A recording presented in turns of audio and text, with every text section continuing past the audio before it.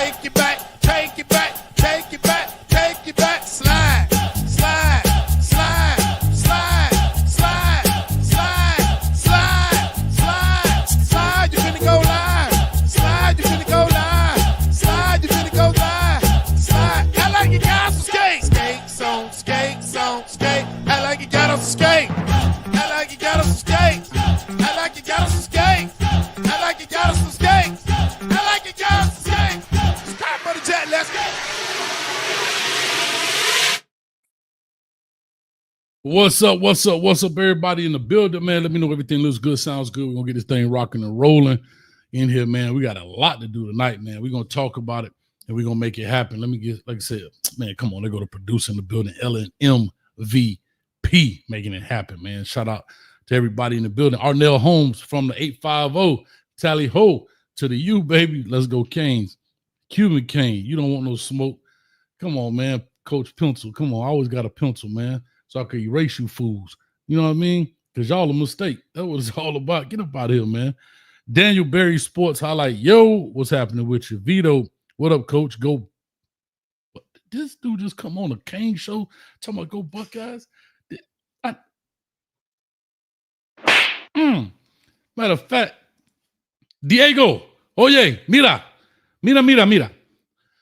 Slap this.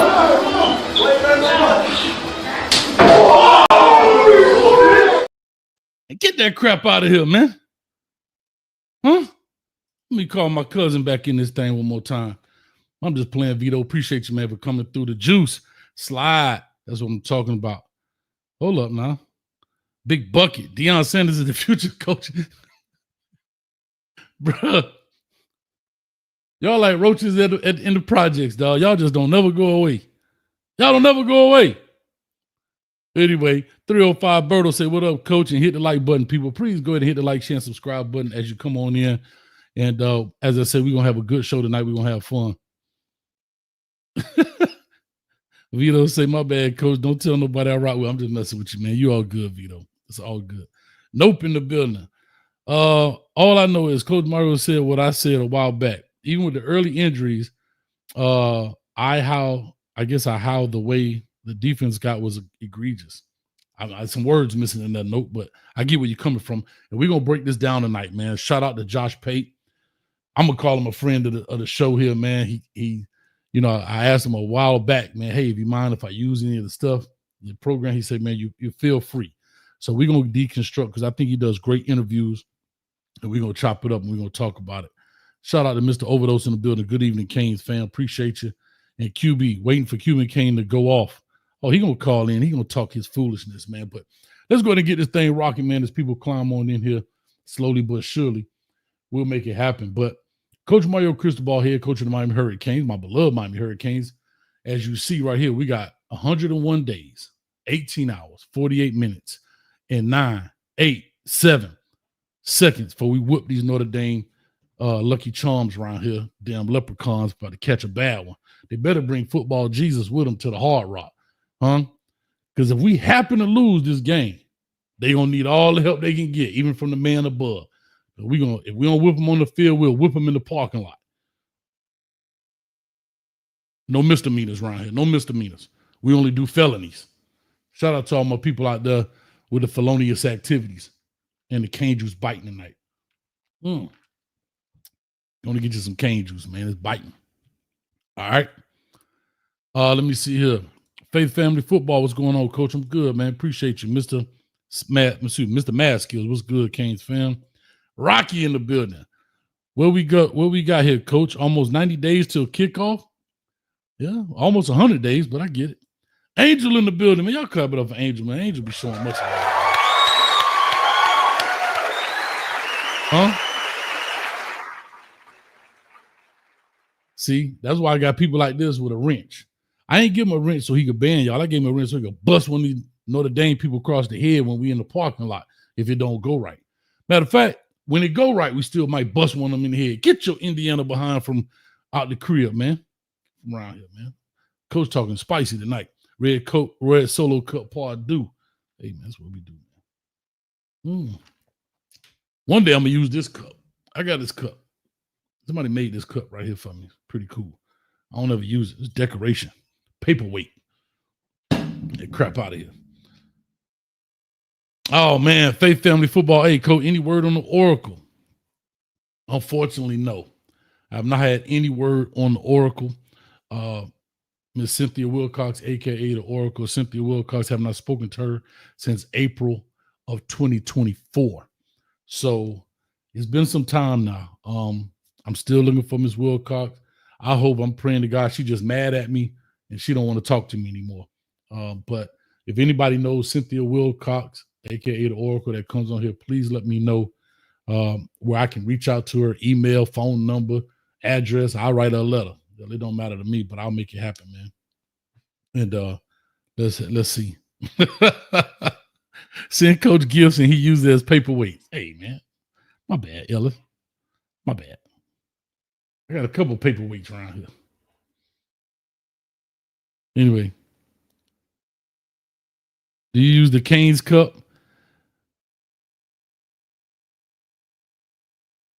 Yeah, it's decoration. It's decoration. My bad. I'm tripping. Rocky says, hope and pray Ms. Wilcox is okay. Yeah, man, I hope all is well. Oh, Warren, where you been, buddy? I use the cane cup. I actually do use the cane cup, Warren. I do. Don't listen, 12 don't have his cane cup. I actually got it in the cabinet. But I do use the cane cups. I don't know why I don't use it for. You know what? I promise you, I'm going to use it for cane juice for here on out. 1,000%. Warren gave me a gift. We were in Tallahassee. I had a chance to meet Warren, a.k.a. SEAL Team 6 of coaching up in the joint, a.k.a. Mr. Giddy, a.k.a. Mr. Cane Cups, whatever. And I use them, but I have not used them on the show. So guess what? I'm going to do that. I got to get 12 his car. I haven't seen 12, though. Actually, I saw him, but I wasn't here. But let me just shut up because I'm digging a hole so deep. And as Lexus always say, my grandmama said, when you find yourself in a hole, stop digging. And I'm in a hole right now. All right. So let's go ahead and get to the meat and potatoes of the show. Today, we're going to deconstruct the video or the interview between Mario Cristobal and Josh Pate. Josh Pate, is a CBS. He has Late Kick with Josh Pate. He goes around and does a tour of different coaches and, just talks about their program. And one thing about Josh Pate that I like, he never leaves Miami out. He never leaves Miami out. Shout out to Josh Pate. I think he knows what I know, that we got something here. We just got to polish up this diamond. We just got to polish up the diamond. And this interview is about 30 minutes. I'm just going to kind of skip through some of the pieces here. I took some notes and timestamps, so we don't have to go through all of it. But what I thought was relevant pieces on here. And again, I open up the phone lines at the end. We could talk about it and so forth. But I do these because I try to break down what coaches say. What does coach speak? What does not coach speak? What can fans take from it, right? Besides the rah-rah, let's win one for the gift of speech. And, I don't know if coaches like it or not. It is what it is. All right? We don't Coach Hayes football right now. We're making it happen. So let's go ahead and pop this thing on the screen and make it. Oh, it's cool. All right. We're going to make it happen.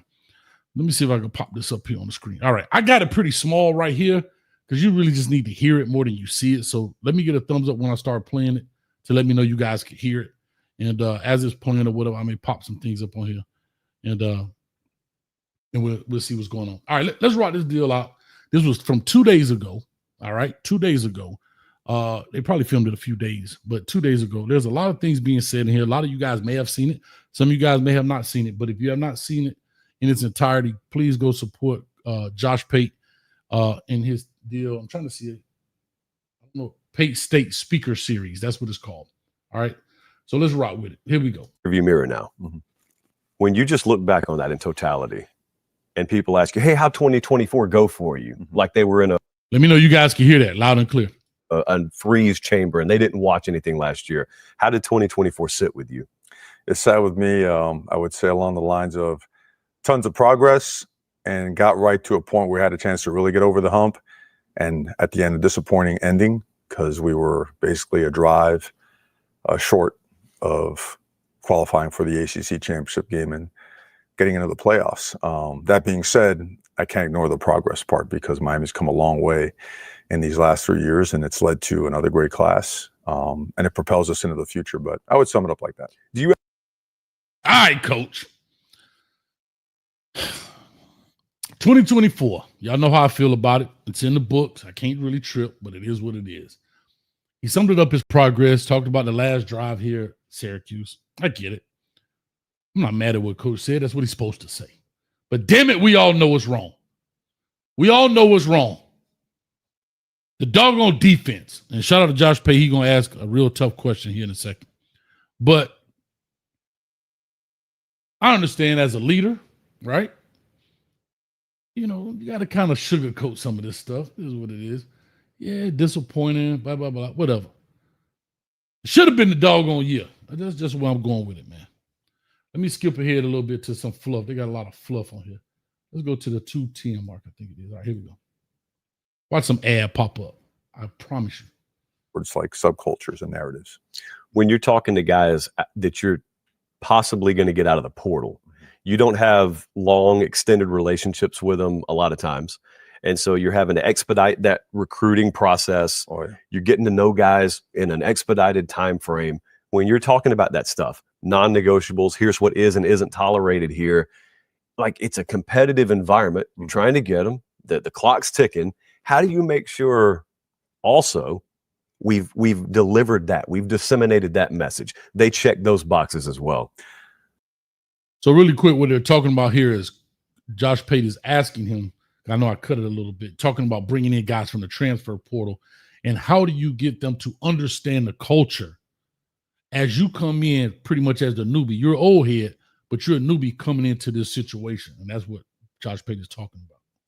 I think our players play a big role in that particular area because they let them know exactly what's up. And I still think recruits and prospects, they get more out of talking to your players and actually speaking with the coaches. And look, I've never been involved in speed dating, but this has got to feel like what speed dating is like. You've got to get everything on the table. You know, it's got to be a mutual agreement. You got to see things a certain way, and you've got to prepare to go to work together. It's got to be a partnership as opposed to a verbal commitment, a pledge, so to speak. And like you said, it's scrunched.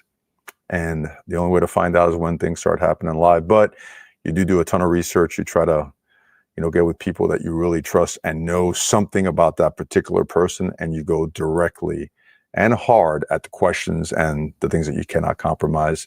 See where they sit at the end of the visit. Come on, coach. Now you're talking, baby. Now you're talking. Coach is loving this. Let's dig into it.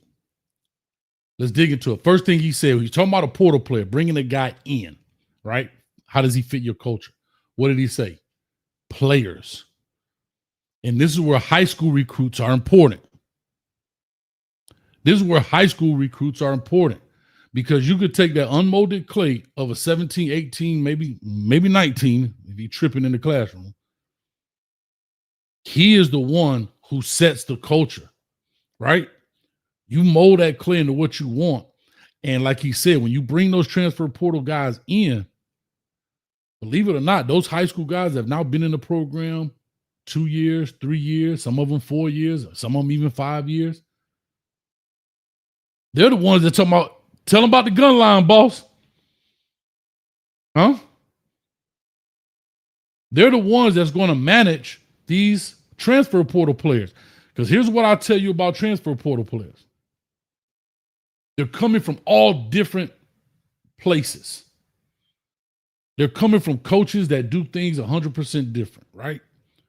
Some coaches don't care if you're late to practice. Some coaches don't care if you go to class. Some coaches let you talk back, whatever the case may be. And that may not fly in your particular program, right? Or that may not fly with Coach Cristobal. So what I love what he's saying is the players actually set the tone. The players set the tone for these incoming guys. Now, if you go get a bunch of portal players that outnumber your incoming freshmen and your high school guys who've been there for think about it. Guys like Wesley Bassint. This is year 4 for Wesley Bassint. So he grew up from a puppy to a big dog. He's a culture stabilizer, right? Guys like those are culture stabilizers. So when other linebackers come in, yeah, you might be a big dog from wherever you came from, or whatever the case may be, but this is my house. Follow my rules. But if you get a bunch of portal players, a guy from this school, a guy from that school, a guy from up north, a guy from out west, a guy from down south, a guy from Texas, a guy from Michigan, a guy from New Jersey, a guy from LA. Think about all those different types of cultures coming in. It could be a powder keg of destruction. Now, the second thing he said, which I thought, and this is where a lot of people don't realize, you got to find somebody you trust. Hear what he said. Find somebody you trust that knows that kid. So when I ask you about him, you're not going to lie for the shorty. You're going to tell me the good, bad, and the ugly. Hey, coach, this dude practice hard. This dude go 100 miles an hour. He going to be first one in the locker room. He going to be the last one out. He going to study his playbook. All right, that's the good. What's the bad? Sometimes he could be a high head coach in practice. Okay, I could deal with that. What's the bad? What's the ugly? Cool. I'm just leave it real mild. He ain't gonna go to class now. He ain't gonna do none of that. He gonna be a problem to your APR. He gonna cuss out the teacher if they try him. Where's assignment at? That kind of stuff. See, you can have 2 of the 3, but that one could destroy your program.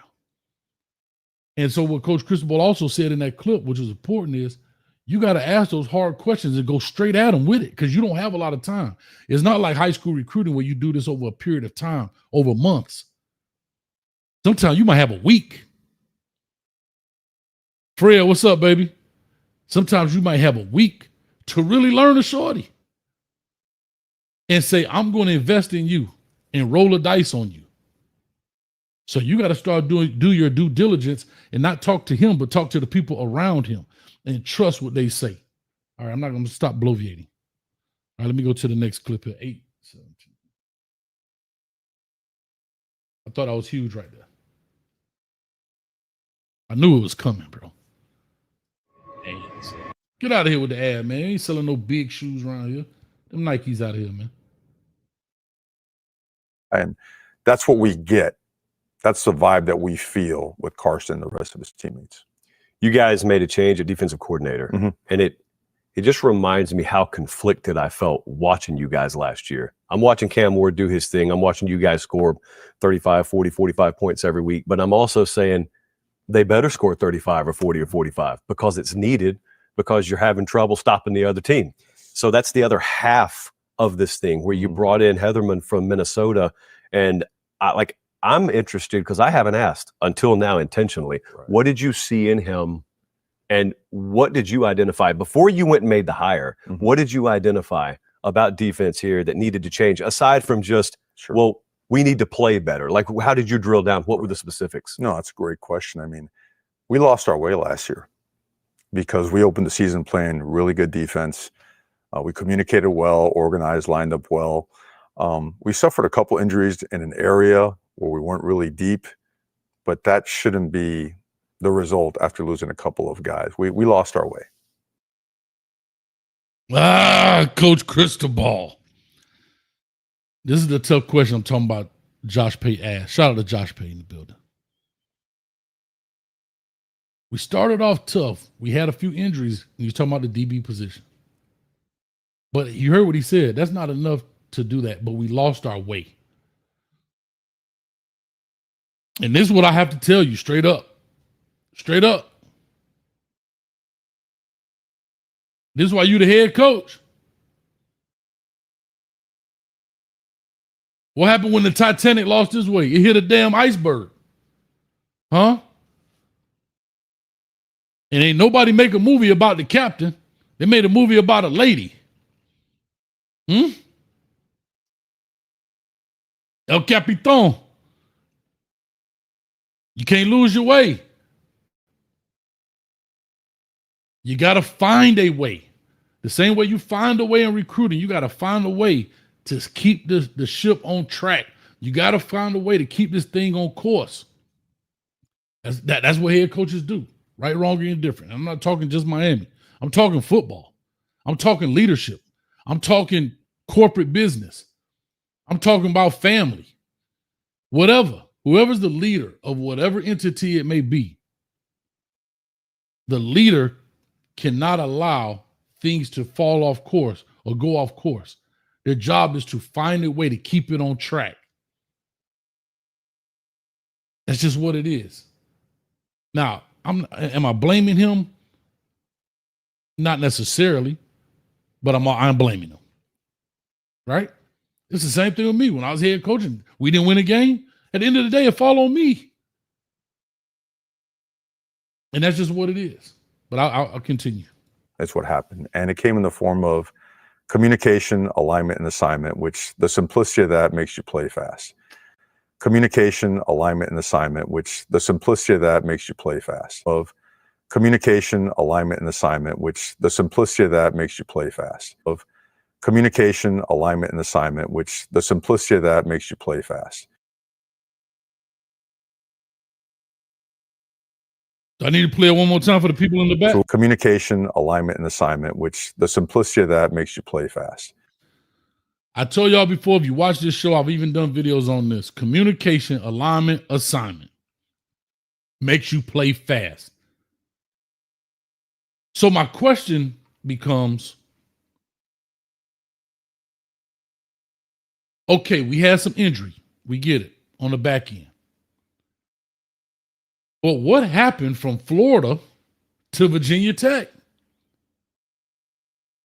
Where did the communication, alignment, and assignment go?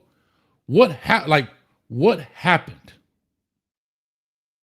We played Florida, man. God, dog, you couldn't tell me we wasn't. We going to the ship. We going to the ship. And I say this to Coach, with all due love and respect. Y'all know I used to work for him at FIU. But if you know this, if you know that communication, alignment, and assignment makes you play fast, and I'm only making an assumption here that what it sounds like you're saying is that became the issue. The communication was bad, the kids weren't lining up, and they didn't know their assignments. That's what I'm hearing when you say those things. And as the HC, the $8 million man, that's your job. So you know what was wrong. You knew what was wrong or why we went off course. I'm just saying. And again, I can't say that he didn't have these conversations with Lance Guidry. I can't say that. But what I'm saying is, if these conversations were had and we still stayed off course, then we got to do something else. Because I'll say this quickly. You all know I was sick last year. And VTech, I want to say it was the VTech game. I don't got nowhere to go. I'm sitting in the bed. I'm watching VTech game. I'm like, it's no bueno, senor. It's not looking good. And then the next week, I believe, was Cal and so forth and so on. And I saw it. And I'm not going to go through my nail in the tire analogy. If you watch the show, you know what I mean. That's where I am. But let's go ahead and finish this. So we went from playing fast and fast our way. That's what happened. And it came in the form of communication, alignment, and assignment, which the simplicity of that makes you play fast. So we went from playing fast and physical to being uncertain and losing a step and playing slow and looking confused. And it Come on, Coach. Playing fast and physical because we knew what we were doing. Apparently, the communication was simple. The alignment was simple. So did we outcoach ourselves? Sometimes coaches can do that. You can outcoach yourself by trying to make things more difficult than they really need to be. It was painful because that's a generational offense. I mean, that was made for TVs. And it was painful because that's a generational offense. I mean, that was made for TV type of stuff right there. And at the very end, you know, again, we're there. Okay. That might as well be this. You're not there, you're not there. And we recognize that. So we recruited this team to be a 4-down aggressive defense. Okay. And in Coach Heatherman,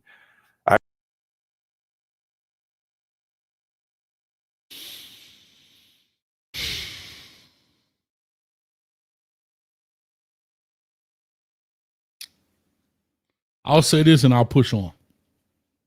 I'm a firm believer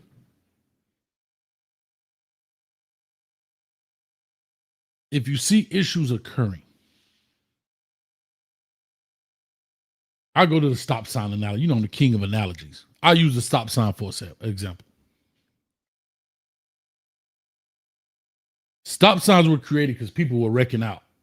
People were getting unalived. You know, you can't say the K word on YouTube.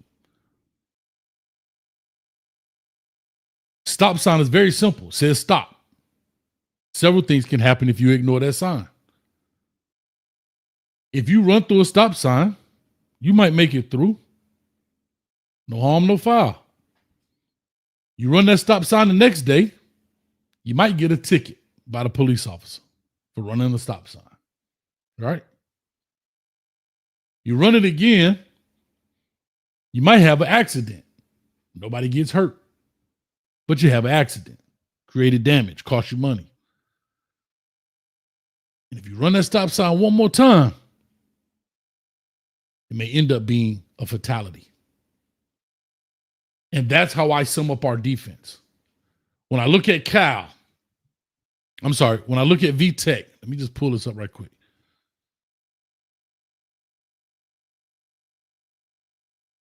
When I looked at VTech last year, we ran the stop sign. Hold on, I'm sorry. Here we go. When I looked at, we played VTech. We ended up winning that game 38-34. We ran the stop sign. No harm, no foul. A little sketchy going through that thing. We go to play Cal. Got to come back to win it.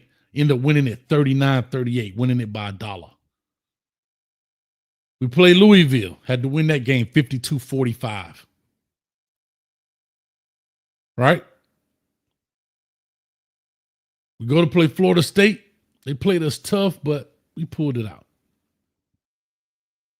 Oh, God, I can't believe I'm about to say this. Then we go to play Duke. Duke. I hate Duke.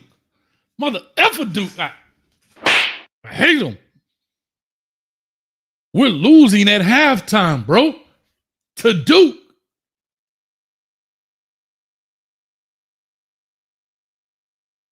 That's like us going through the stop sign. We see the car coming, and we hit the gas, and we just beat the car.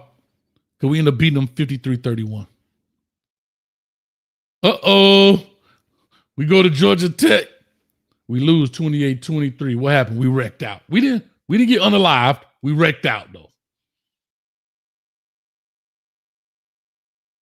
We fixed the fender bender. Go back in there. I mean, we smashed Wake Forest, right? Because what happens? Oh, man, I wrecked out. Let me stop at this stop sign. Now you're feeling frisky. And then guess what? We go to Syracuse. We go to Syracuse and play the Orange Men. Man, ain't nobody out here. Run the red stop, run the stop sign, and wreck out, and now we unalive. Y'all see where I'm going with that?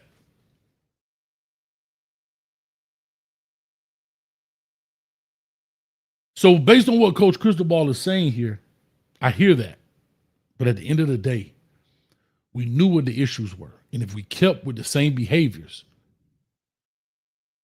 we knew that one day, unalivement, if that's a word, was going to happen. That was the inevitable. That was the inevitable. Actually, only play Russian roulette, but so many times. You know, and I hate to compare people, just saw a lot of what Miami saw in Greg Schiano back in 98, 99, which was a guy who was not only a high level of knowledge, level of expertise, but I'm sorry, he's talking about Coach Heatherman, a new DC coming from Minnesota. This team to be a 4-down aggressive defense. Okay. And in Coach Heatherman, actually, you know, and I hate to compare people, just saw a lot of what Miami saw in Greg Schiano back in 98, 99, which was a guy who's not only a high level of knowledge, level of expertise, but a system that kicks ass. Coach, you talking a lot. You saying Coach Corey Heatherman? You could see Greg Schiano? Ooh, Coach, don't get me fired up over here now. We got 8 home games. Don't make me show up to all 8 of them now. You know, a system that's very aggressive, that communicates well, that's very sound, that gives you very complicated looks on the back end, that disguises things well on the back end and can play you in base, can play you with movement, can bring pressure, can simulate those pressures and still create situations for the offense that are much more difficult. I think I'm glad that came up because I'm about to say something. We got to be careful here, right? 2 things were just said. I don't know if they're contradictory or not, but you make your decision. We just talked about communication, alignment, assignment, plays fast. And now we're bringing in another guy, Corey Heatherman. This is no knock to Corey Heatherman. I'm just talking about the differences, the contrast between the 2 philosophies. You just said communication, alignment, assignment get you to play fast.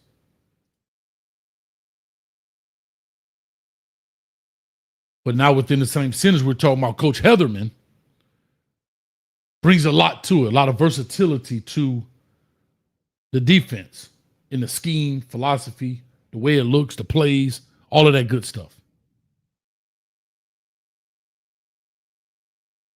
So you know what has to happen then. You know what that means.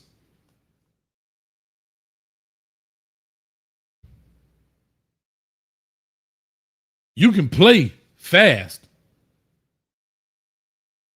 and let your players be the real G's on the field. Or sometimes you may not have the G's and you got to scheme it up. But now you got to be an excellent teacher. An excellent teacher. Because if you're going to, I want y'all to hear what he said here. Think about this on defense.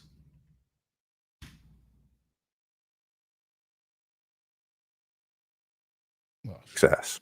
You know, a system that's very aggressive, that communicates well, that's very sound, that gives you very complicated looks on the back end. Complicated looks on the back end.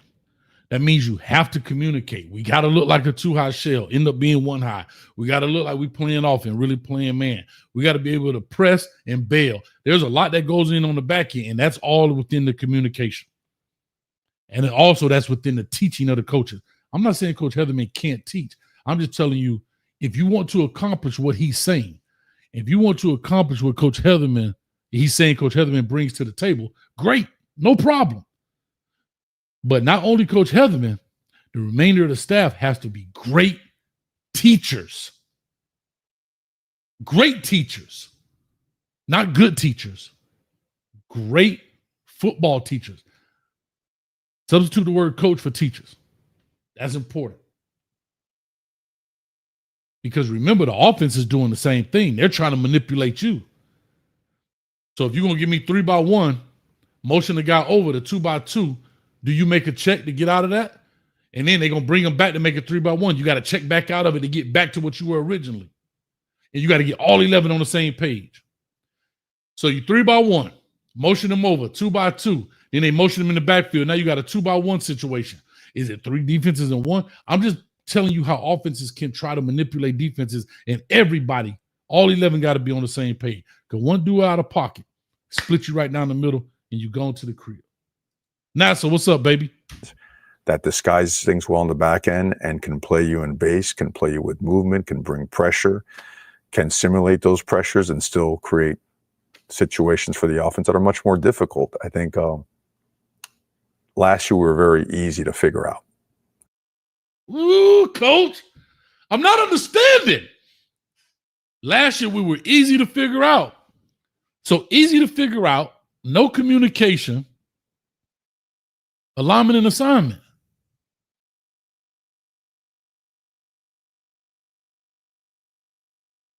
That's tough work right there. I'm going to leave that right there. Especially after Game 3 and Game 4. I also love the fact that Coach Heatherman is a tough-ass son of a gun. And he's exactly what we need. I know sometimes again, I say this about Coach Heatherman. I don't know him. Sounds good when his press conference. Didn't have opportunity to see him in the spring game because they didn't televise it. Like I told you, I just refuse to look at Twitter clips. I think as a fan base, we deserve better than that. So that was my boycott. Power to the people. But I'm excited to see what happens right here. In 101 days, 18 hours, 16 minutes, and 14, 13, 12 seconds. We're going to find out if Coach Heatherman got all that under control. We're going to find out real quick.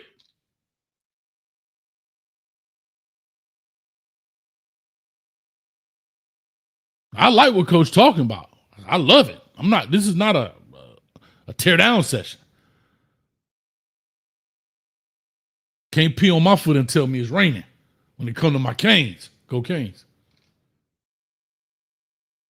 The hell is the next thing going on here? 12:20 something.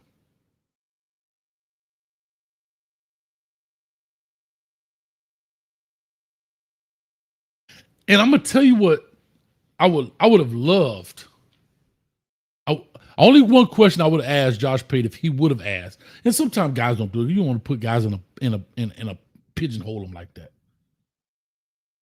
I would have asked what would have been the difference between Lance Guidry last year. I might know the answer, but I'm just got to ask the question.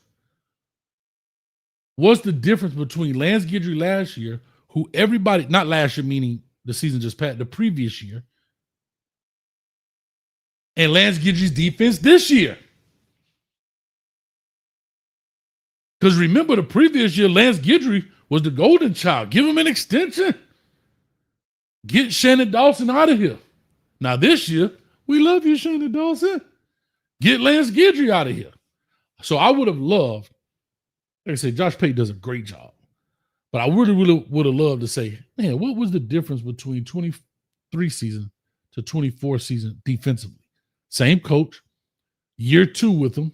So now the guy should be a little bit more acclimated to it, right? A lot of returning pieces. You had some guys sprinkle in, Mish Powell, of course, and so forth, but I would have loved to hear that answer. But we'll see. Press on. Forward. You and I are talking right now. It's May 2025. Recruiting's pretty hot right now. It's not the time of year where we can mention specific names, but in a general sense, things have gone really well for you the past 24, 48 hours. And people at home, they check recruiting rankings, they watch on National Signing Day, but you got to do it year round. And you got to immerse yourself in it year round. You've always been known as being a guy who does that. So let's say you recruit me. It's you and about 3 other major programs neck and neck. I got my announcement coming up at noon Eastern time. You're making calls. You're doing all you can right up until the finish line. But what is the energy? Like, what are you feeling on the inside when the clock ticks down and a guy is about to make the announcement? Because fans know how they feel at home. How do you feel as a head coach? Find a way. Find a way and the announcement. God, this is what I'm talking about, coach. I need that same energy in game. Find a way. I want y'all to, the reason I put this on here, God, I'm about to lose my ish. I want that same approach that you take to recruiting to the end game. Find a way. Shout out to my coach right here. You hear what he said? Find a way. You feel as a head coach? Find a way. Find a way. Don't just take it. No, did he? You know what I'm saying? Leave that over there. But y'all know what I'm saying. Don't just take it. Find a way. So when he's talking about recruiting and got to get these top players, first thing he said out his mouth, find a way. Find a way to get that dude deal. Find a way to fix the damn defense. You just said we had a generational offense. A generational offense. Man, if I got to put 12 on the field, I'm cheating. Because if you ain't cheating, you ain't trying. Y'all know what I'm saying. Figure of speech.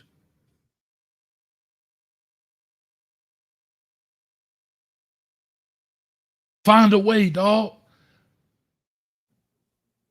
find a way. And the announcement is, I guess, the conclusion of the first and second quarter, and then the rest of the calendar year till signing day is halftime, third, fourth quarter, and overtime. You know, come on, coach, you got me going. I'm fired up for you, baby. Find a way. Yeah, commitment is one thing. Yeah, you put the hat on, you throw the other hats off the table. Yeah, I'm going to the. But you still got to keep recruiting. Don't take the first answer as the final answer. Hey, Coach Guidry, what's going on? And I've said this in other videos. What's going on, Coach? How can I help you? Do you need more time in team? Do you need more time in individual? Do you need more time in inside run? Do you need more time in perimeter? Do you need more time in team plays? Do you need more time in 7-on-7? What can I do to help you? And then you give that to me. And then if I still don't see it better, then I got to keep going. But I can't go through Virginia Tech, Cal, Louisville, Florida State, Puke University, Georgia Tech. I mean, we blasted Wake Forest. That's 6 weeks right there, bro. That's a month and 2. That's a month and 2 weeks. A week, a month and a half. Yeah, we lost to Georgia Tech, but we knew we had to have Syracuse. It had to be one or the other. It was a 50-50 shot. You either walk out with 100%, meaning you beat Georgia Tech and Syracuse, or you had to take a 50-50 shot here. You either lost to Georgia Tech or lost to Syracuse. Can't lose to both. Yes, UCF was a little sketchy. Yes, it was. But, I ain't really tripping. Because their games, you're not going to come out and dominate everybody. Like, what I liked about the UCF game, it was, what was it at halftime? 22-15 at the half. Right? Okay. We weren't losing. Didn't look pretty. And then we just hit the gas on them, beat them 50-15. So, yes, you're right. But those games happen, right? It's football. Everything ain't going to be pretty and perfect. And I understand that. Shout out to LMVP for the build.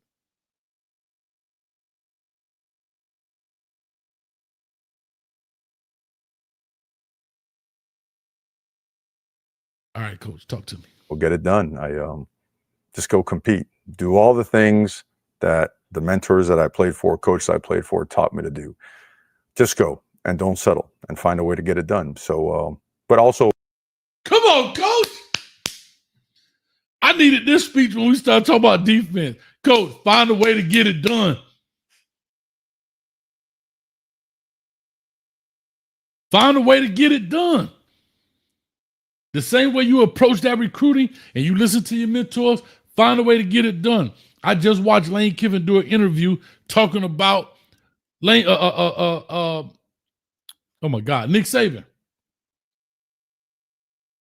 He said, this dude's so nuts. We win a national championship. We got a meeting at 7:30 next morning because we already behind. Look at the mentality, bro. Y'all just won a natty, dog. Confetti. Woo. Everybody, 7:30 next morning, staff meeting. His mentality was, we're behind when it comes to recruiting because we had to prepare for the national championship. So when everybody else is sitting on the couch, they got a head start on recruiting for next year. So we think about what I'm saying to y'all. Alabama just wins the natty, dog. Yay, confetti. Yay, everybody happy. Yeah, clap it up. Yeah. That crap out of here. 7:30, we got a staff meeting to get on recruiting because we are behind because we were preparing for the national championship. So while we were in the office watching film on Ohio State or whoever we playing, Georgia, whatever, everybody else watching film on prospects. Ain't even 24 hours later, dog. Let's get it. Come on, dog. I'm getting fired up in here. I'm ready. Big Tiger, you taking notes? You taking notes, Tiger? Oh, again, be genuine. I mean, be passionate, intense in a genuine manner. Don't BS. Don't go the negative route. You know, that stuff. I don't think that stuff's ever worked. Maybe for some people, I don't know. But just go, man. You know, it's that simple. Just go. So now I'm gonna get to the recruiting part. I love what he said. When you're recruiting guys, just be genuine. Don't negative recruit. Look, this is what we do. I don't know what they do over there at Florida State. I don't know what they do at Clemson. I don't know what they do at Ohio State. I know what we do here. I know what we do here. Holy smoke, super fired up. 17-20.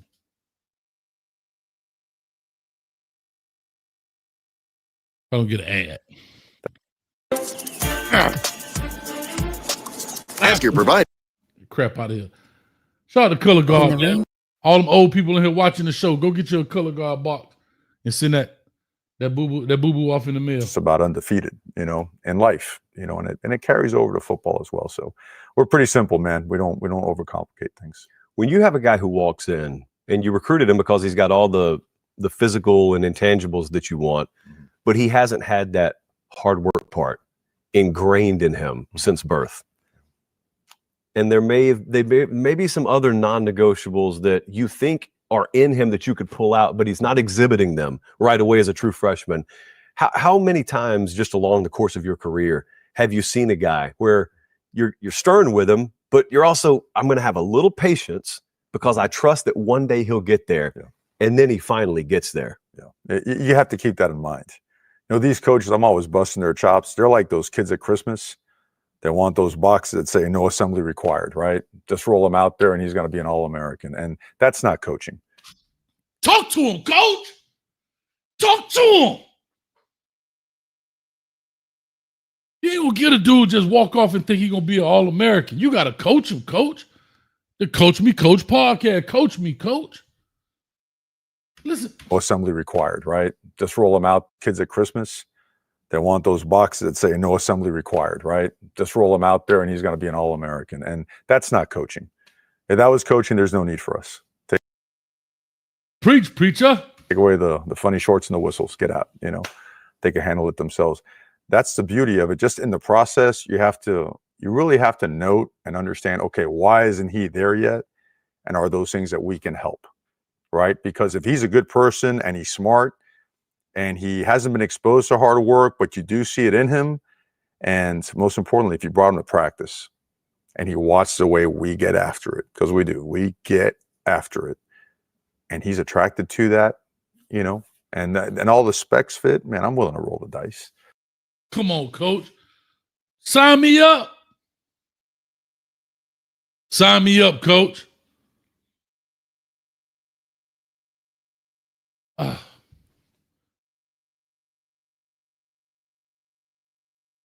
telling you, this is why this dude dangerous on the recruiting trail.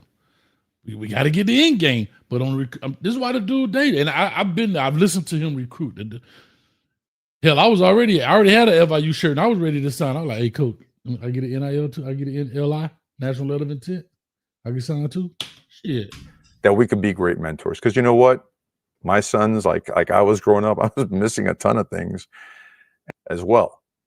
For the right reasons, knowing that, you know what? It may not look like Francis Mainoa day one. It may not look like Panay Sewell day one, but over time it might look as good or better, and that's the beauty of development. And I don't think you stop developing, or you just never stop until the day you retire. This is really to the fan base. The reason I wanted to play this clip and why I liked it, because when fans think that a freshman is going to come in and start right away, it happens. But for the most part, it doesn't happen. 95%.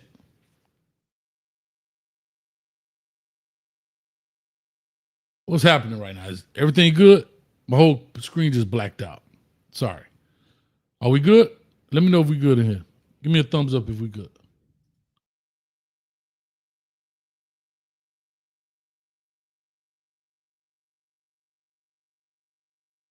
All right. 95%, if probably higher, freshmen are not starting right away, are not even major contributors.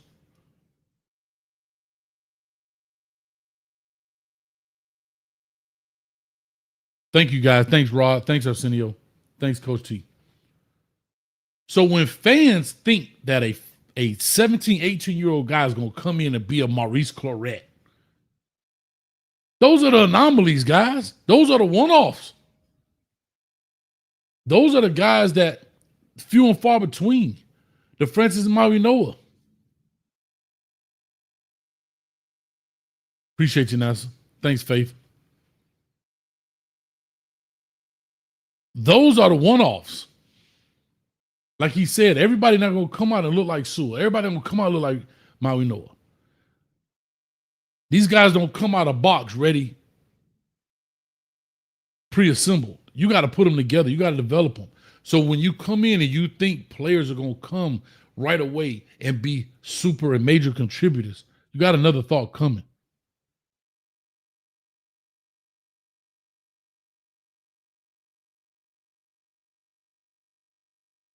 You got another thought coming.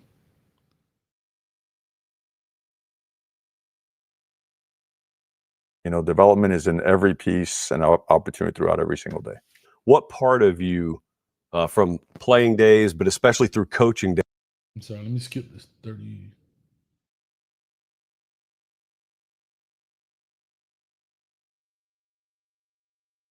Enough, me too.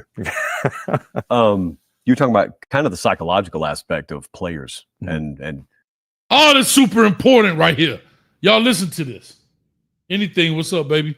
managing them, helping them, coaching them, and how the psychology, the mental makeup of your average 18-year-old in 2025 may be a lot different than 1990. But that's always been the case. I would imagine in 1990, the same coaches were talking the same way about when they played in the 60s. So I would imagine it's always like an evolutionary aspect of just society in general. But because of that, you're talking about focusing as a head coach on much more than just X's and O's and scheme and who are we playing next week. You've really got to be in touch with the mental makeup of someone who is fractionally as old as you are and a generation that's much younger than you. And I would imagine sometimes sticking your thermometer in like the younger generation. Easy, Josh, easy. Damn, we got a trial going on. Keep your thermometers to yourself. And you probably get some surprising results and see some things that make much younger than you. And I would imagine sometimes sticking your thermometer in like the younger generation, you probably get some surprising results and see some things that make you go, really? Who's coming in the driveway? Shout out to the commercial break. Let's get back to it. I mean, every day I try to inject at least one 80s song in the warm-ups, you know, little AC/DC, never hurt anybody. Never. Start the day, right? But I don't think players change. I think adults have changed, you know, and any faults or issues, I blame adults. Come on, coach. Players ain't changed. We change. We changed. They follow the rules. We make the rules. I ain't never seen a kid be a Karen. I ain't never seen a kid be a Karen.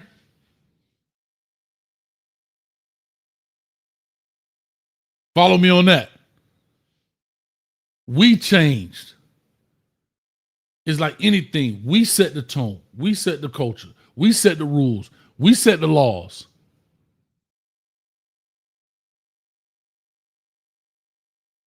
We changed. So when we say, oh, these kids soft, no, the kids ain't soft. We soft. Because we set things. That's what people have to understand. This is why I'm telling you, this is why I mess with coach, man. I really do. I really do.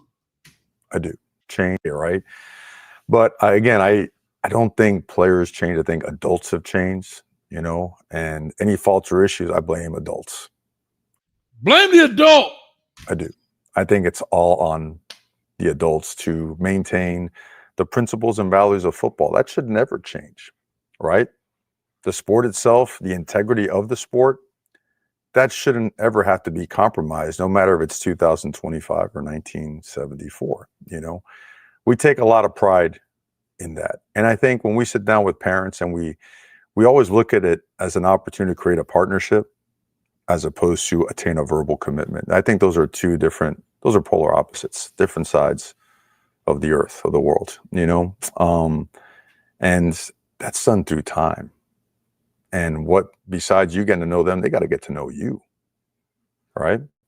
And it's got to be to a point where a parent can put their heads down at night and feel like I can sleep knowing my son is in great hands. That player above, maybe not above all else, but right in line with, the trust factor, being able to go to you in a tough moment, he also has to feel that you're getting him better. That we're not just out there just getting tired. We're out there getting better. We're doing things. God damn, put that on a shirt, coach. We ain't out there getting tired. We getting better. Just because you, that don't mean you got better. Huh? If for everybody out there got shorties, got kids, how was practice today? I'm tired. Damn it, I don't care if you're tired. Did you get better? Anybody can make you tired. Did you get better? Coach talking that talk right now, boy. Huh? Mario Cristobal for president? Hell, I don't know. But what I do know, he better win the damn ACC conference this year. Only thing I'm saying is, at the end of the day, he talking that talk. Now, this is the only thing I'll say about what he's saying. And I understand. I'm saying what coaches can say. It's also a business, parents. And it's all about the level of your kid and his ability. Can he play? If your son can play, and he make a mistake, they might sweep it under the rug. If he can't play, if he all right, I'm sorry, I can't do that on YouTube. I'm going from this to here. You get what I'm saying? See ya. Because at the end of the day, they got to protect their logo. So don't think that you are bigger than the program.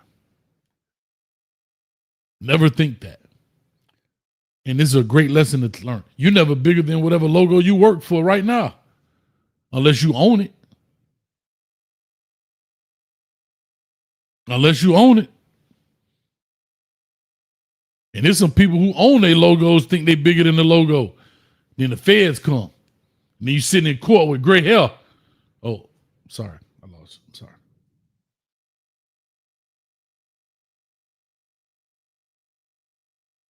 To help you improve yourself in the areas of either technique or fundamentals, conditioning, eye discipline, the mental part of the game.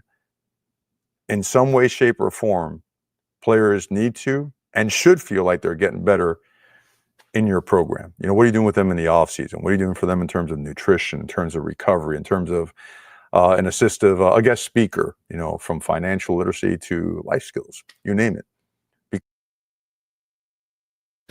For the people in the back, there are other schools that talk about financial literacy, guys. Trust me. A guest speaker, from financial literacy to life skills, you name it. It ain't only one college in America that brings people in to talk about financial literacy and life skills. You heard what he said? What are you doing with them in the off season? What are you doing for them in terms of nutrition, in terms of recovery, in terms of an assistive, a guest speaker, from financial literacy to life skills, you name it. Because that is our job. We are teachers. We're teachers. But did you hear what Coach said? There's other programs out here besides that one program that y'all think they're the only ones to bring the armed forces in to work out. There are other programs out here that bring people in to talk about financial literacy and NIL and how to take care of your money, how to invest your money, all these different things, life skills, Instagram yos.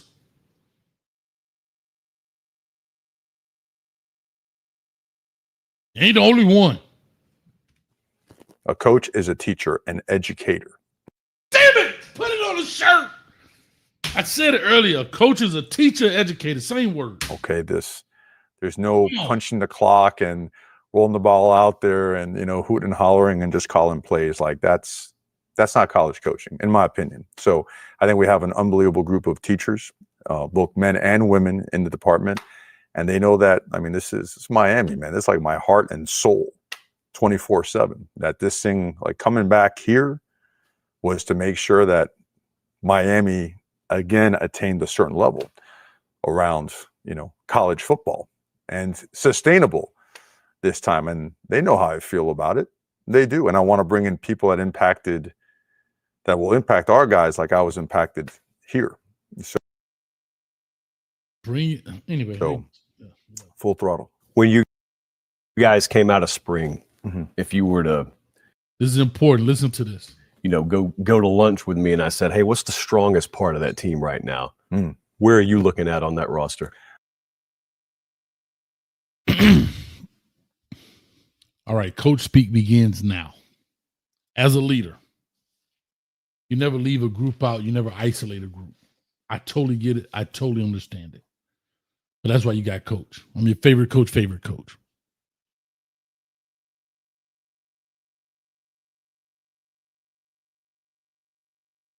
Listen to what people say. Sometimes listen to what people don't say. Josh Pate says, coming out of spring, what is your favorite? What is the strength? God damn it, play it again. Who cares? When you guys came out of spring, Mhm. if you were to, go to lunch with me and I said, hey, what's the strongest part of that team right now? Mm. Where are you looking at on that roster? No coach in America going to say one group. Every coach going to say all these. But let's listen to the order. The order will tell you how he feels. The order in which he talks about them tells you how he feels about which one is the strongest to the weakest. I'll let it play. I'd say I'd go a couple different ways with the answer. I wouldn't let you leave after just one question. Sure. I'd say, Coach speak. I ain't gonna let you leave with just one answer. I gotta go a couple ways. That's a way of saying I need to talk about everybody. But listen to the order. I'd say the trenches really stand out. I'd say the secondary is the most improved. I'd say that the linebacking core has taken a dramatic step up, significant step up. I would say that the young quarterback room really stepped up. Really proud of those guys because they all showed they could play winning football. And we're really young at wide receiver. And that was the big question mark. So much production has left. What are these guys going to look like? And they did a great job. They're not a finished product. No part of our team is. Not even close. But I can honestly say this is now our fourth spring, again, progress. And that He basically named all of them. What was the question mark everybody had in their mind? Wide receivers. That's the same question mark they have. Who's going to be the guy that steps up? We know we had Xavier Restrepo. He was as reliable as an old Winchester 30-30. Right? We knew that. He's now gone. Shout out to him at Tennessee. Okay? But the beauty of what he's saying, right? Of what he's saying is awesome. a dramatic step. I'd go a couple different ways with the answer. I wouldn't let you leave after just one question. Sure. I'd say the trenches really stand out. So shout out to Coach T. Did he mention D-line? Yes, the trenches. He said the trenches really stand out. Didn't say much improved. He said stand out. Okay. I'd say the secondary is the most improved. Secondary, most improved. That's where they spend a lot of their time and resources fixing the secondary. I'd say that the linebacking core has taken a dramatic step up, significant step up. I would say that the young quarterback room really stepped up. Really proud of those guys because they all showed they could play winning football. And we're really young at wide receiver. And that was the big. We're really young. And I said that before. We are really young at wide receiver. And it may not be young so far as age, but maybe even playing experience. Right? He didn't bring up the running back room, but that's either here or there. But he said we're really young at wide receiver. And this is huge right here. Studio, what's up with you, baby? Shout out to Studio One live in the building. Soccer God.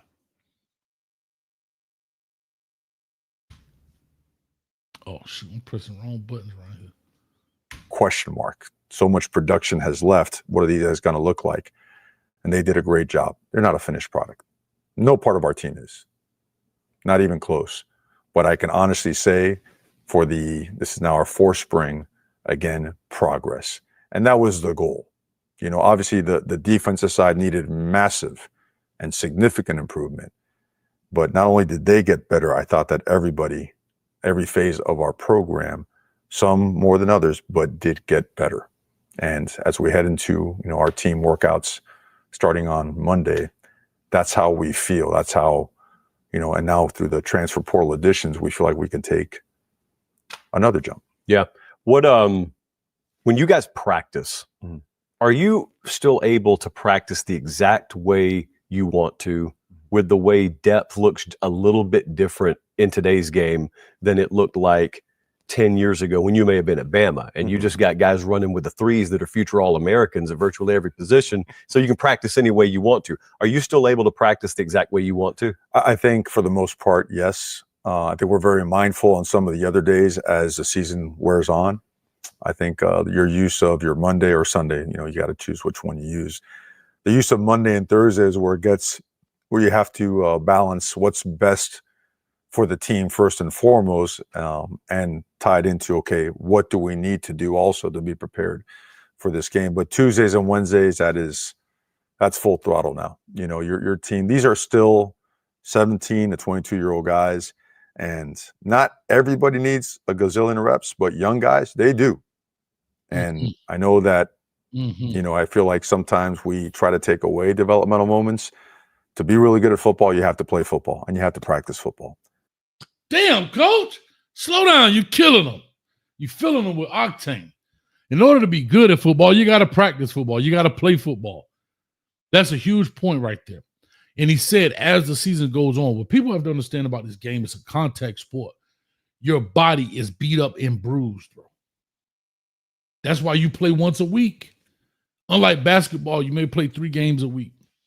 Baseball, hell, you play 2 games in a day. Football, you play once a week.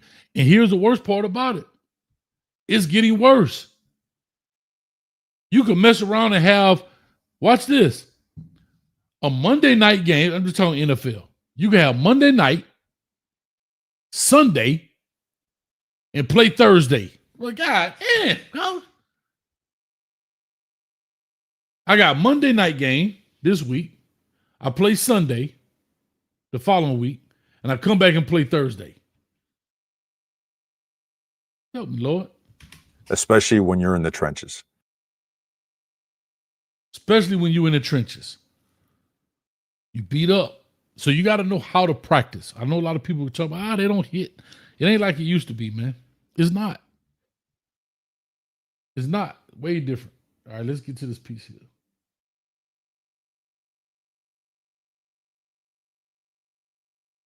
Damn, commercial coming up. With it. So, football for life. Same. Absolutely same. Let me get you out here on this. You're talking about football games on Saturday. Everyone gets to watch those. Yes. They're on big broadcast networks, and it's publicly available. A lot of the more fascinating parts usually are the parts people don't get to see. So naturally, there's more interest and intrigue, and I wonder what's going on over here or over there. And I've always found the feedback I get from fans is, well, what are coaches saying? So we give them as much as we can in these kind of interview settings, but also I think there's a lot of interest in what coaches are talking about most readily with each other, what those league meetings and those coaches meetings are like. Because on one hand, you're competing against all those guys, and you're recruiting against them, you're going to play against them, but yet it's also sort of fraternal in nature that, hey, we're kind of all in this together. It's our game. So what are those settings like these days? I mean, they're necessary because at the end of the day, we're all keepers of the game. And it's our responsibility to make the game better. And the neat thing, I think people lose sight of this, all those guys sitting down, at some point in time, they were sitting in the player seats. Yeah. These guys just didn't fall out of the sky and were handed over a shirt and a whistle and say, hey, man, go coach. So they've had experience on both sides. And for the most part, you find truly like keepers of the game that want to make it better. Now, do I love sitting there with rivals and opponents. I hate that. I'm gonna be honest with you. I never said that publicly, but I don't like that. I don't like part of it's like, what are we doing? You know? Damn right, coach. Don't nobody want to sit with the enemy. Get that dude up out of here, man. Don't nobody want to sit with the enemy. Get that crap out of here.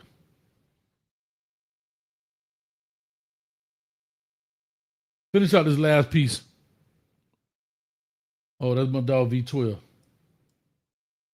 Want us, you know, going forward as coaches I'm all about discussing some of the rights and privileges of the student athletes, but I want to get more into talking about the duties and obligations of them as well.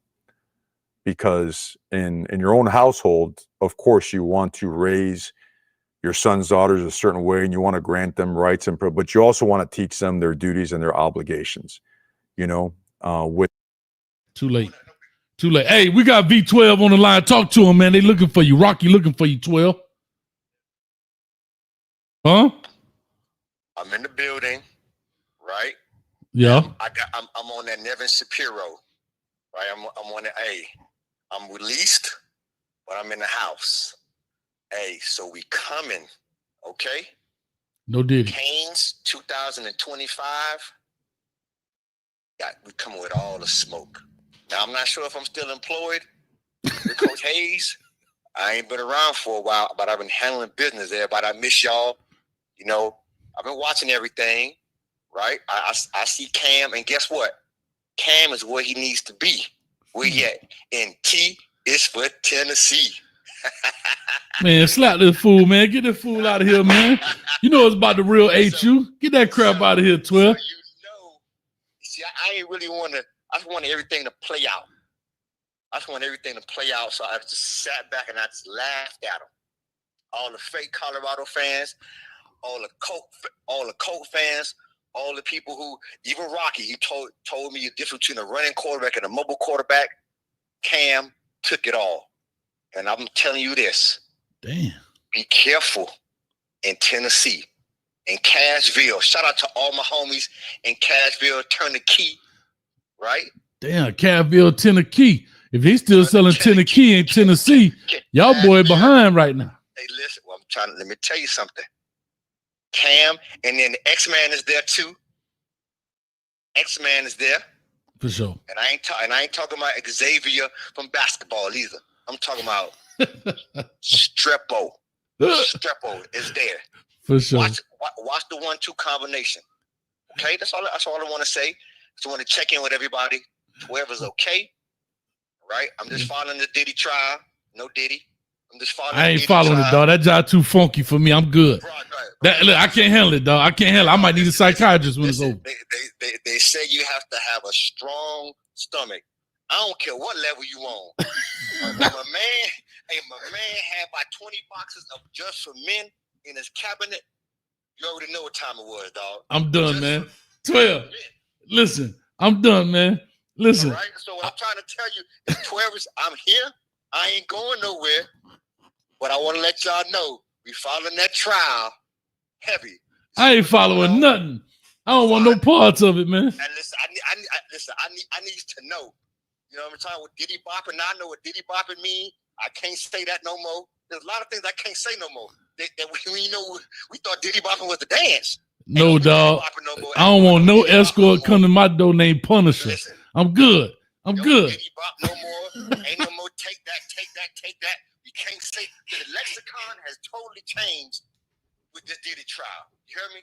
The lexicon. Man, get off my line, man. I ain't messing with you, dog. I'm gonna hit you back. Hey, listen, the vocabulary has totally changed. Shout out Street all the YouTubers out there, man. I miss y'all. I'm okay. This is my hibernation, but the beast with them been let out. Man, I'm coming back to erase people's face. Woo, yeah. Man, I'm gonna hit you up when I'm finished, dog. For sure. Later. Shout out to 12 in the building. Y'all know he be the co-host on here, man. He just hit me up. But like I said, we pretty much finished with this interview, man. It was a great interview. Like I said, it's awesome. The phone line's on. Google man already in the back in the building. Shout out to 12. That boy's stupid. Phone line open 862-799-9956. Go ahead and call in. I want to hear your points of view when it comes to this. I know it's a little lengthy, been out on here, hour and 15 minutes, but that's all right. You know, we do about 2 hours. I always say hour and a half, you know, I mean, on the world's biggest liar. But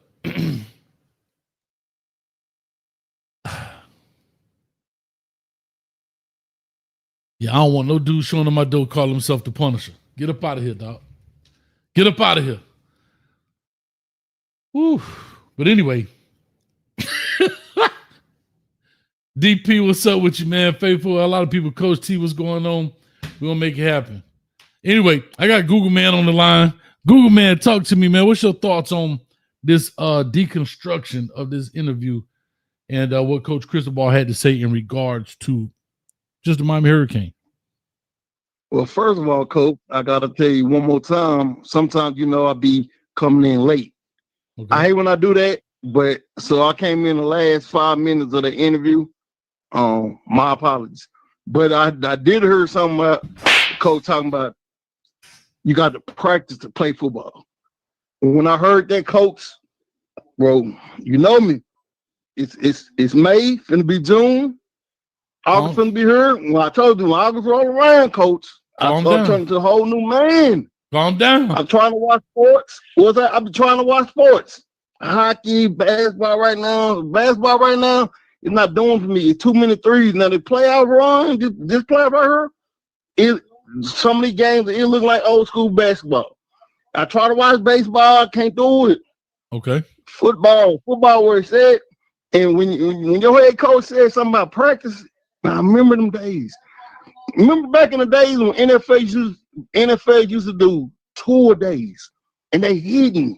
You got to hit to play football. That's right. You got to hit. Skate. Oh. I'm hyped. I'm so hyped right now, Coach. Talk to him, Google Man. Anyway, talk to him, baby. Man, another thing, V12, man. What's up, man? I gotta tell him. I gotta tell your boy about V12. What's up, man? So if you hear me, tell him right now what's up with him, man. For sure. Yeah, though, Coach. Yeah, man. Another thing, the Punisher dude. I really ain't been following the trial. The who? But it's a so. I said the Punisher dude you talking about? Oh no, I was just playing. I don't want to talk about the Punisher. That's crazy. I know. Oh, no. I'm saying shit. Oh, it's a so called. What's the so called? It's a so called Harlem King of Harlem. Yeah. It's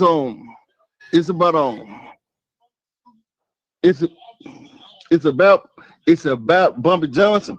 Now one episode, I never get to one episode. I think his daughter got raped by some. Oh no, I don't know. So he got grapes. You got to say grapes on YouTube. Yeah, grape. Yeah, my bad. Yeah. And so what happened was they ended up getting this big ass black dude come up and do the same thing to a woman. Anyway, that shit was disgusting. Anyway, yo. What are you talking about, Google, man?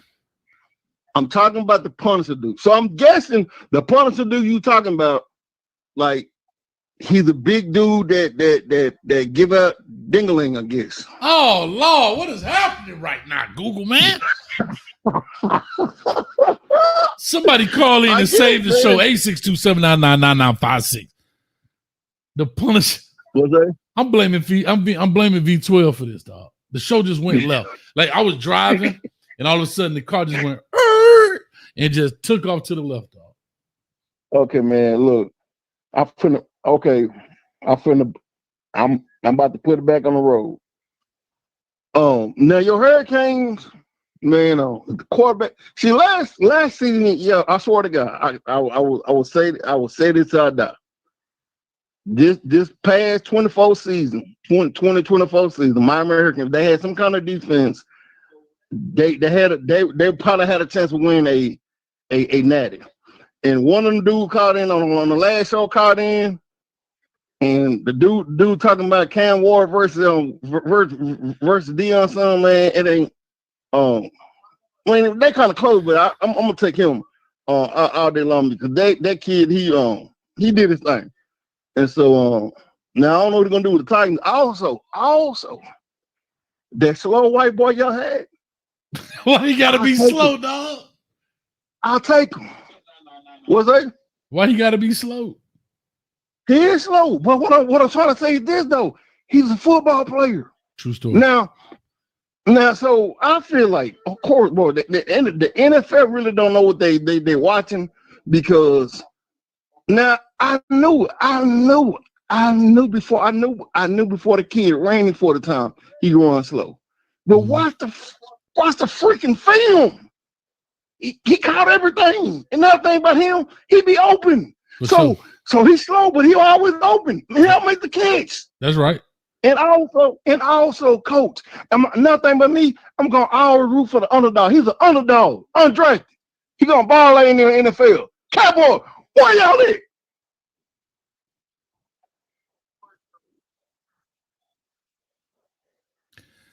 And for the Cowboys, I must give y'all, even though I'm gonna call him my son up here. He played for the Cowboys now. Shout out to Joe Miller.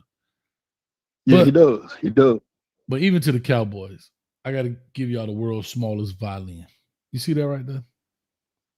For what? Because y'all the Cowboys. Hold on.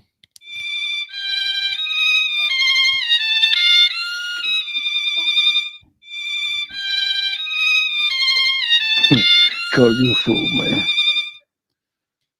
Nobody care about the Cowboys. Get that crap out of here. Hey, man, I don't think I'm saying is this. I don't know what a Cowboys scouts was at on him, but they be dropping the ball on some players, man. Like at the end of the day, I be trying to tell some of my homeboys, you don't have to miss on none of the players you draft.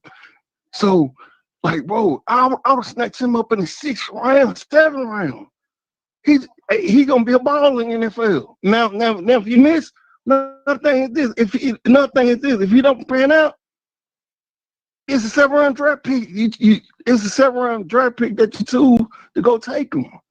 Anyway, this kid played. First of all, he played in Miami. He broke all them records from all them other wide receivers like Reggie Wayne, Andre Johnson, Michael Irvin, all them Kings, and he's number one. Come on, man, make it make sense. You know what? At the end of the day, and another thing, coach. I swear to God, I don't think I do. Now, real talk. I need a job. I need to go get a job. But thing about me, I told you I got a badass heart, and I'm probably gonna fall out at my job. But I'm watching television all the time. I'm watching YouTube, and I'm tired of these black people. Bro, these black people hate on this girl, Kaden Clark. I don't understand because if you really think about sports, the last 30, 40 years, black people run baseball, black people run football and basketball. Most fans in the games are white people. Turn for black people. Well, turn for their team. But at the end of the day, their teams are ran by black people.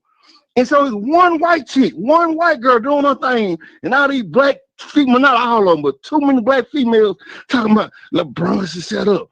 LeBron said she had a good game. I don't understand, bro. I can't understand, bro. Some of these black females out of pocket. Out of pocket. I got you. Here, I'm going to ask you 2 questions. Somebody just called in 8531. Call back in, please. Lord save me. Here's what I'm going to say. I got 2 questions because you are Google man. Yeah. All right. 7153 coming to you. Give me 1 second. I got to give Google man a real quick quiz so y'all know why we call him Google man. Yeah. I got 2 players for you. I need to know where Patrick Mahomes went to high school, and I need White House. Okay, hold on.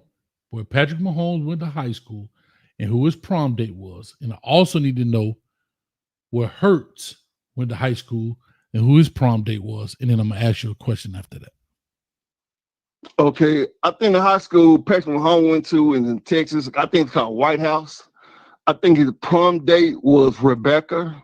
She about 5'7", 5'8". Mm-hmm. And she had a behind on her.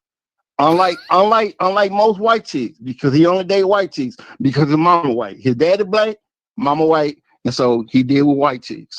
Okay. And the old girl had a rump on her. Okay, and then Rebecca. Okay, and then what about Hurts? Hurts went to some school. forgot the school name, but he's in Houston. I forgot the school name. Okay. And his prom now, because he's an Eagle, I want to say he went to the prom with some dude named James. I'm just kidding. Now the thing about Hurts is this: he's the Eagle, so I cannot stand the team, but I do respect his game. One thing about me, coach, is this: I never hate on dude's game, and I'm gonna tell you like it is. Like this past season, just his best 2 games in NFL. What that got to do with his prom date, Google man? His prom date. I said prom date. I'm gonna say his prom date gonna be Jaquetta. Because that's a black girl name. I was joking when I said James. I got you, Jaquetta. And he went to high school in Houston. All right. Can I tell you something real quick that I heard I thought was interesting? I'm going to get to 7153 in a second. Thank you, 7153, for calling. The last time the Dallas Cowboys won the NFC Championship, Patrick Mahomes, nor Jalen Hurts was even born. I know. That means they grew up, went to elementary school, middle school, high school, went to college, made it to the NFL. Both of them have been and won a Super Bowl since y'all even been to the conference championship. So with that being said, and what's your point? My point is y'all suck. I hate the goddamn Cowboys. And all I'm gonna tell you is yesterday's price is not today's price. That's what I'm gonna tell you. Right on, coffee, you man. Hey man, you know I love you, Google man. I got to run down. Yeah, somebody got haters. Somebody got haters because we do have a lot of fans. And so the Dallas Cowboys like do basketball. They like the Lakers and like the New York Yankees. So it is what it is. All right, Google man, I'm out. 74-53. I'm coming to you, Google man. I love you. I got to run. Much love, brother. Yeah, you're right on. Yeah, bit. All right, we call him Google man because he knows all things. He knows where they went to school. He know their prom date. He even know what their GPA was in preschool. That's why we call him Google man. 7153. Caller, talk to us. Give us your name. Where you calling from? My Lord. Hey, this is AD calling from Florida. AD. All right, AD. Appreciate you, man. You calling in. What you want to talk about? Just deconstruct. I'm not sure if you saw it, but I did the deconstruction of Mario Cristobal and Josh Pate's interview. Are you a Miami Hurricane fan? Absolutely not. All right, so I like teams that actually win. I like the so Dallas Cowboys. Oh, so I just proved to you why they suck. But okay, so the Dallas Cowboys, no problem. It sounds like it's about to be a troll call, but I'm with it. I'm here for the ish and giggles. No. I just don't like the Dallas Cowboys. The thing about Cowboy fans is they forget like the last 25 years. It's like they're stuck in Back to the Future. But they forget the present and like the last 20 years. But they always say they're going to win every year. And Google Man just talked about the Lakers. They won within the last 5 years. Duke basketball, they won within the last 10 years. The New York Yankees, they won within the last 10 years. But like the Cowboys haven't won within the last 25 years. Try 30. But I'm with you. But so here's definitely a difference there. All right, here's my question. Where are you from, AD? I'm actually right outside of Gainesville. All right. Right outside of Gainesville. You say you're not a Miami Hurricane fan, right? I am not. Okay. Are you a Florida Gator fan? I am not. I'm a Buckeye. AD, everybody make mistakes and you're entitled to that one. However. Fair enough. So talk to me. You called in. What's up, man? You want to holler at me, man? What's going on? Yeah. Listen, I really like Mario Cristobal. He kind of comes off to me as an old school coach. I coached football for up in Central Ohio for about 15 years. Okay. A lot of stuff he talks about, coaching wise, just brings back memories for me. So sometimes you can overcoach things. I think with technology and the things that we have in today's game, although there's always progression in everything, I think sometimes it's just getting back to the basics is, sometimes just the best thing. If it's not broke, don't fix it. I think that's a fair statement. Yeah, I like his approach. to things. So I don't coach anymore, but I do like the off season. I like to hear coaches talk about their preparation, how they're going to prepare their teams, how they're going to build their teams, build their stats, etc. Those intricacies of the game really excite me. So I really like the interview. Not a huge fan of Josh Pate, but he does get a lot of access to coaches, and I don't like some of his views on things, but he gets a lot of access, and I do enjoy some of his work. All right, let me make I'm gonna make a parallel here. So you say you're a Buckeye fan. Yeah. Ryan Day, I thought it was a guy that, he couldn't beat Michigan for a little bit, but he got over that hump. Cool. Went to the Natty, didn't win it the first time, went the second time. Do you think Coach Cristobal has that capability as a head coach? He's only in year 3, going into year 4, right? Not maybe always perfect, but do you think Mario Cristobal can win a national championship at the University of Miami, being outside of this fan base? So you're kind of looking at it with a different lens. No, because I've lived in Florida for almost 15 years. So, but I believe that, and this has just been reign true when it comes to the 3 major programs within the state of Florida, is the moment that you lock down the state, that's when those teams win.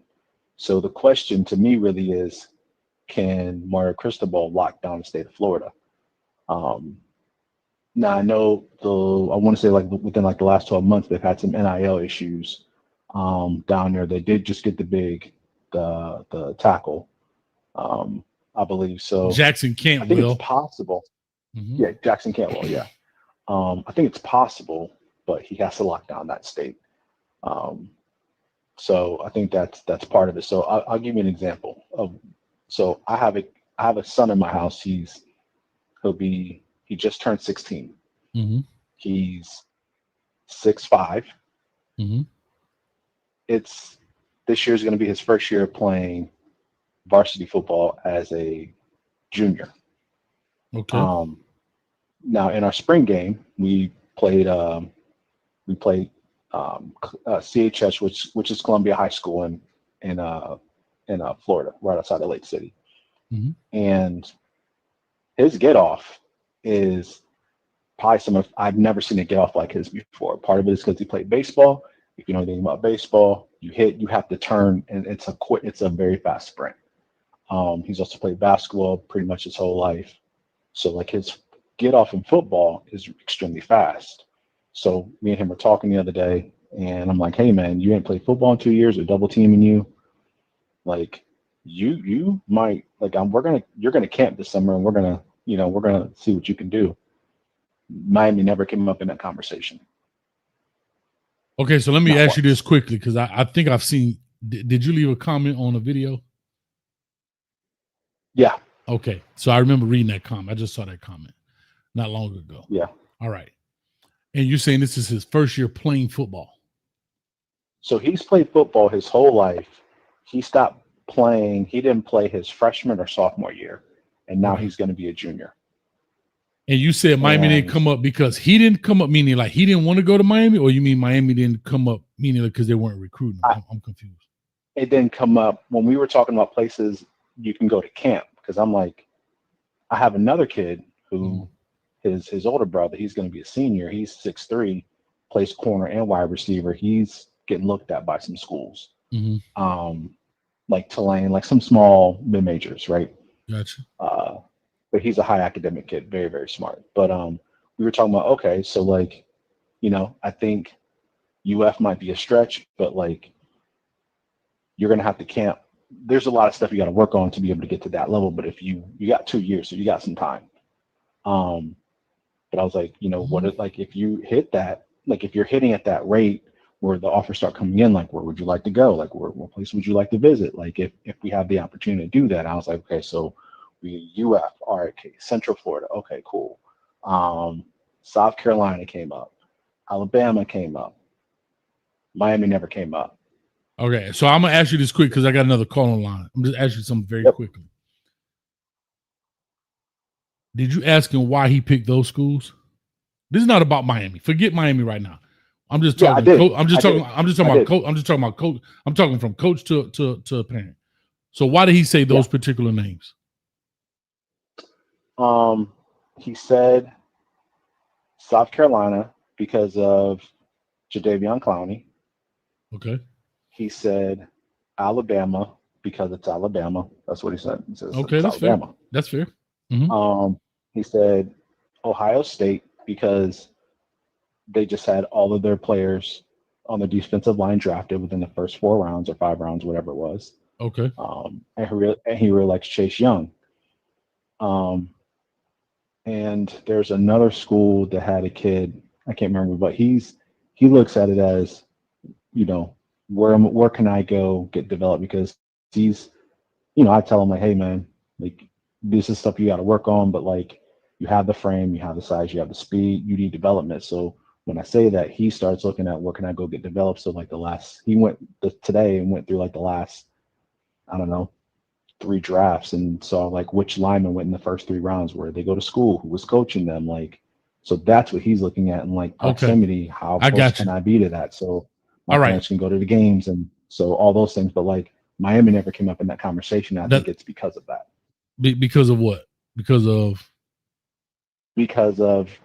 he doesn't see the development from a defensive line standpoint at the University of Miami currently. Not to say that it's never going to happen. Well, I mean, he didn't. Well, I'll say that because he didn't look hard enough. I'll just simply say we have quite a few defensive ends. I'm not trying to be funny. I'm just being as honest. Mm-hmm. This is not a fan talk. I'm just talking. If you look at Miami from the edge rusher perspective, we've had some guys that went literally within the last 3 drafts. Right? If you want to go look at the guys that went, he just didn't look hard enough. Right? Okay.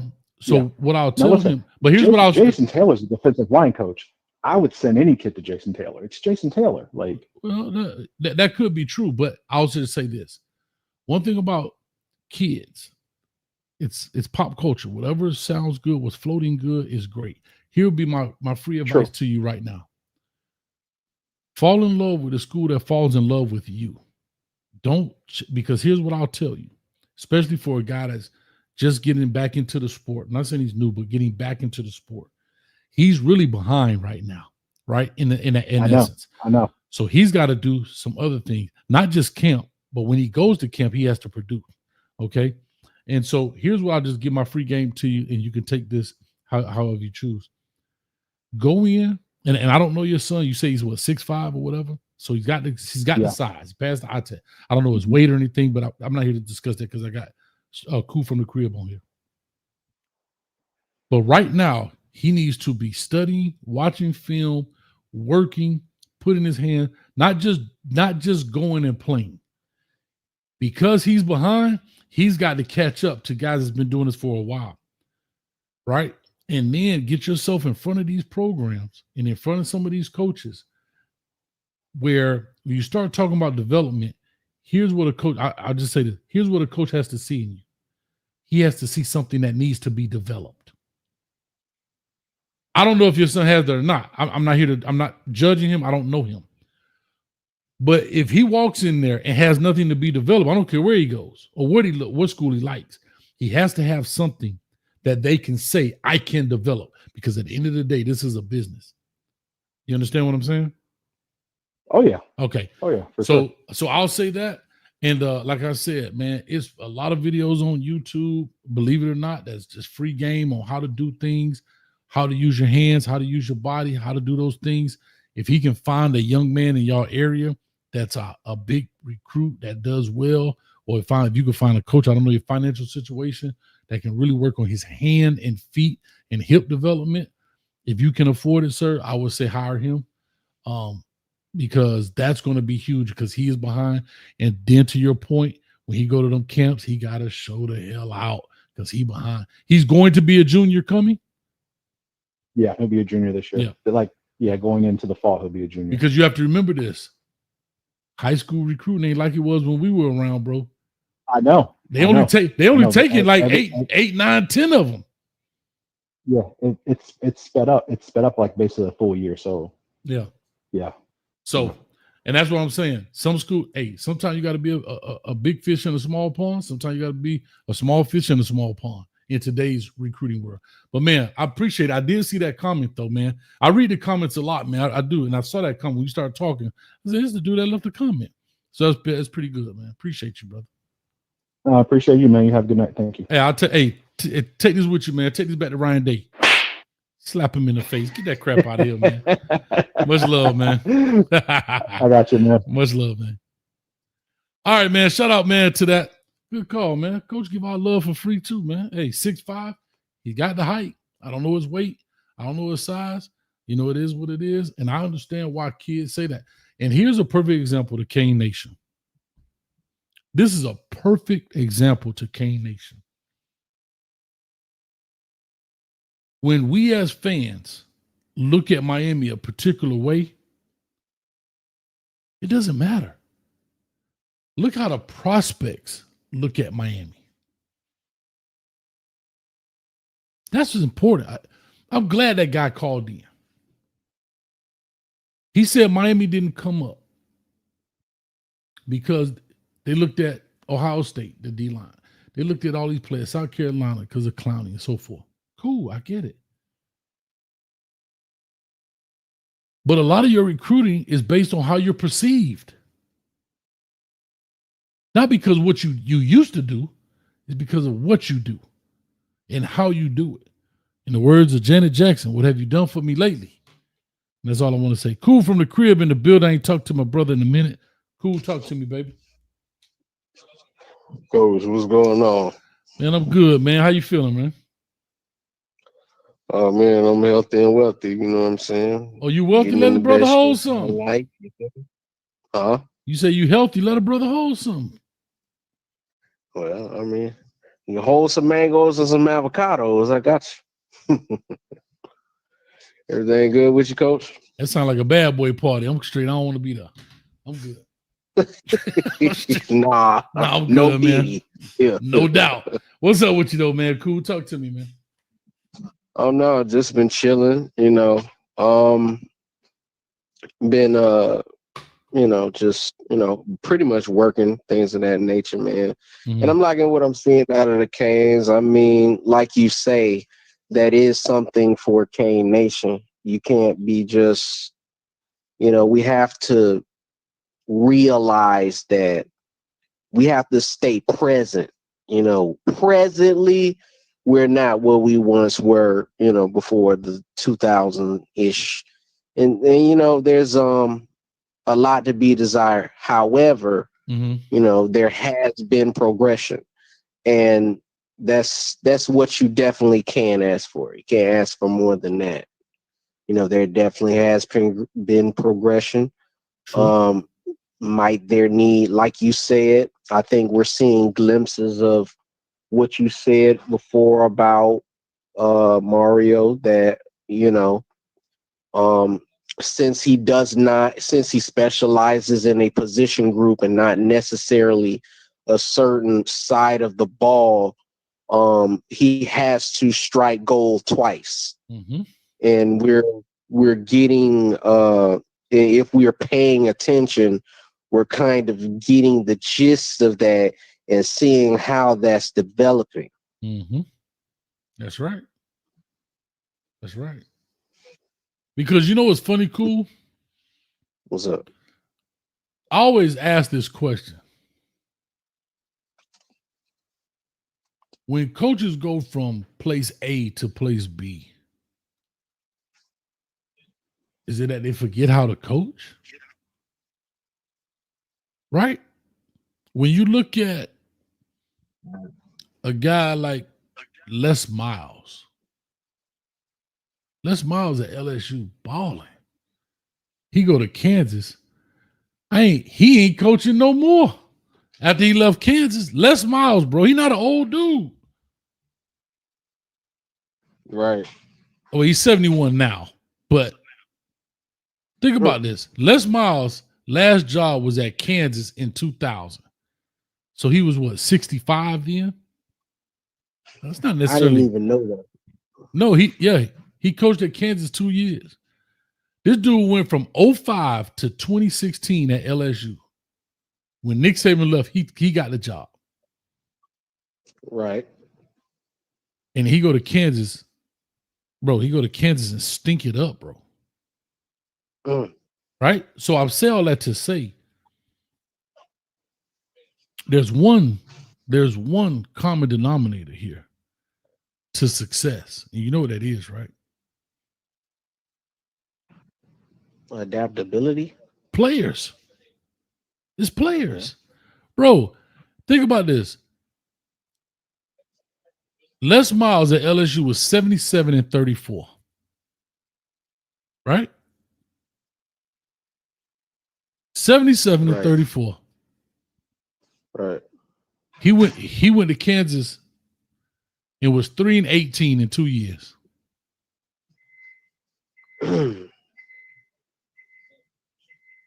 Ed Orgeron ain't coached since. He won a national championship, and 2 years later he fired. Right. Which is crazy. So what Mario Cristobal does understand that players recruiting are the lifeblood of your success. Right. Nick Saban understands that. Kirby Smart understands that. Ryan Day understands that. Dabo Swinney understands that. Right. If you think you could take any player and make them the greatest player of all time, you're not going to have a lot of success, bro. If you think you can coach that well, you got your ever-loving mind, bro. You can't take Seabiscuit and make him man of war, dog. I can't. What did you say? Jimmy's and Joe's. Jimmy is about Jimmy's and Joe's, not X's and O's. I can go. I said this 1,000 times on the show, and here go 1,001. I can go do the same workout as Usain Bolt. I can go eat the same food, the same trainer, the same workout regimen, all of that. I'm never going to break a record because I don't possess the raw skills it takes. So you got to have players. And then you got to take those very good players and then turn them into Frankensteins. You see what I'm saying? Right. And that's what coaching is about. So to what Coach Cristobal was saying earlier, yeah, you want to develop guys. They don't come ready-made, but they come with all the tools. Oh, I'm going to put this on the shirt. Analogy King, follow me now. Follow me now.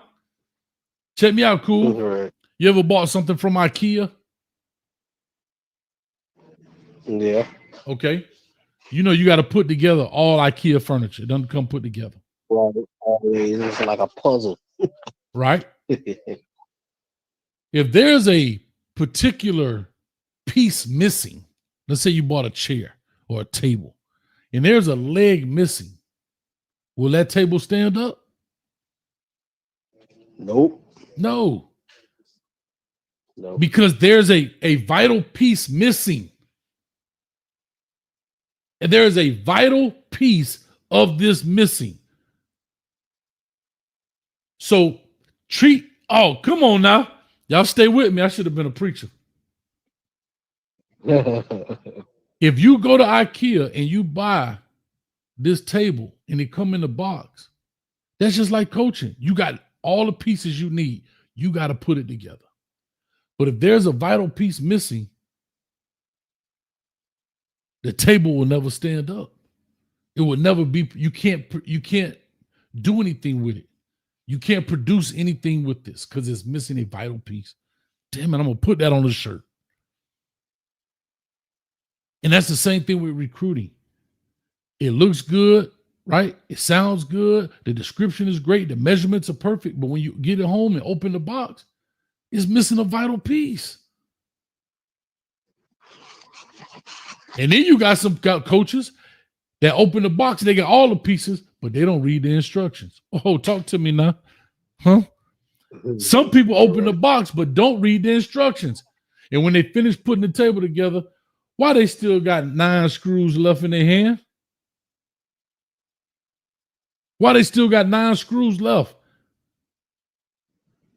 And then guess what? Right. When you start putting weight on the table, it fall apart. Come on now, talk to me. Talk to me, somebody. Coach in here preaching tonight. Coach in here preaching tonight. Now, I'm glad you said that, and I'm glad you gave the good advice that you gave to the previous caller. All right. Wouldn't you say that Hayden Lowe is an example of what you're talking about when you say coaches want to see something to develop? Yes.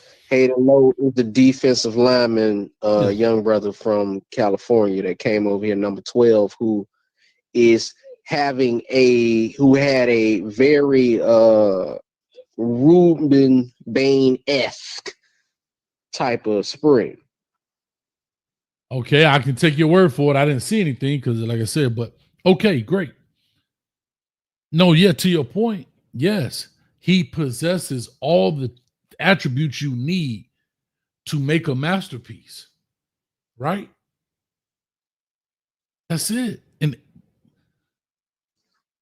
you know, why you think people pay top dollar for these certain bred horses, man? The horse of man of war. Like they pay top dollar because he has the DNA. He has it. You know, so I mean to your point, 70-70, give me a second, I'm coming to you. So to your point, brother, cool. I think Cristobal, he totally 1000% gets that part. It's the only part that I'm still, come on, coach. We gotta get the in-game stuff, bro. The game day, more so the like you say, have that designated person that, hey, this is what we do on such and such down.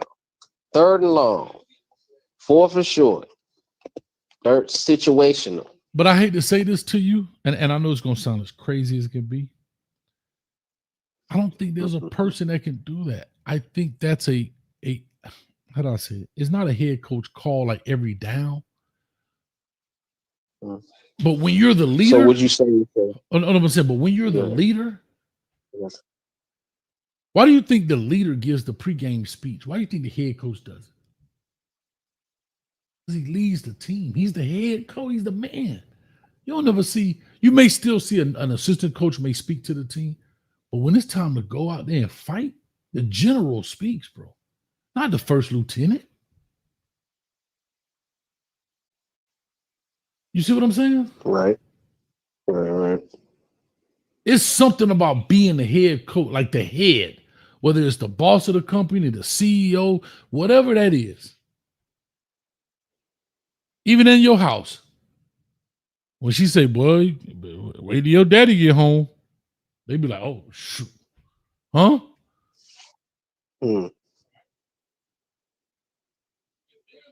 I'm just saying, bro. 70-70, come to you. Give me 1 second. Fired up. I'm gonna make my own slap sound. Cool.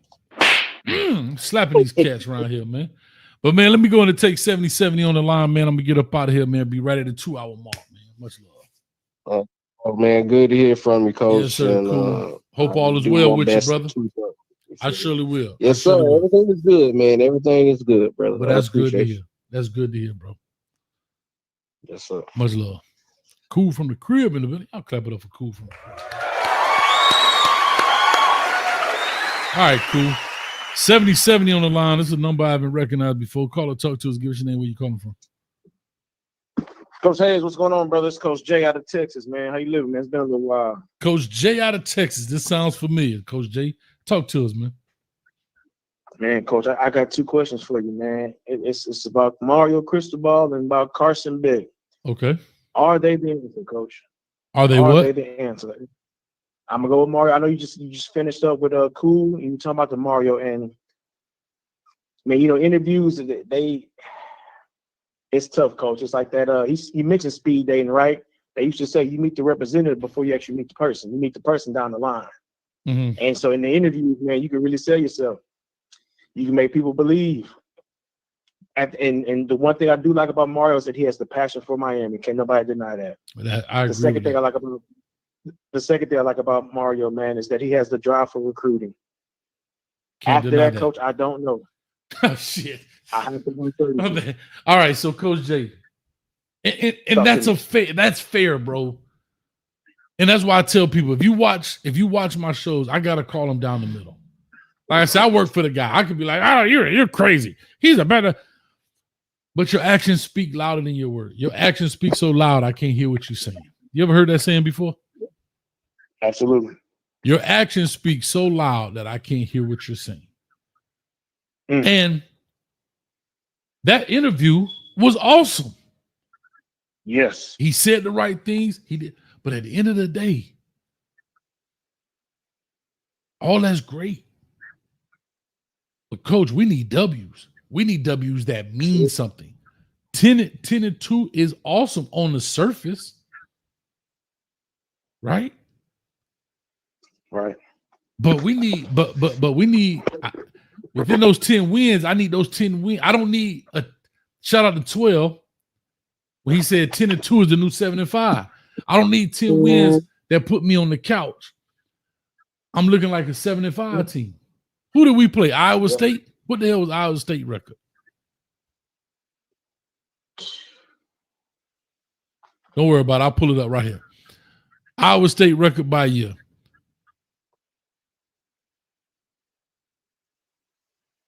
Damn, Iowa State won 11 games last year. So they were 10-3. How? Oh, they must have lost their conference game or something. You see what I'm saying? I don't need to be 10-2 on the couch. I need to be 10-2 at the dance. You see what I'm saying? I agree, Coach. I agree. And so to your point, you asked me two questions. You said, is Carson Beck the answer? Is Mario Cristobal the answer? Mm-hmm.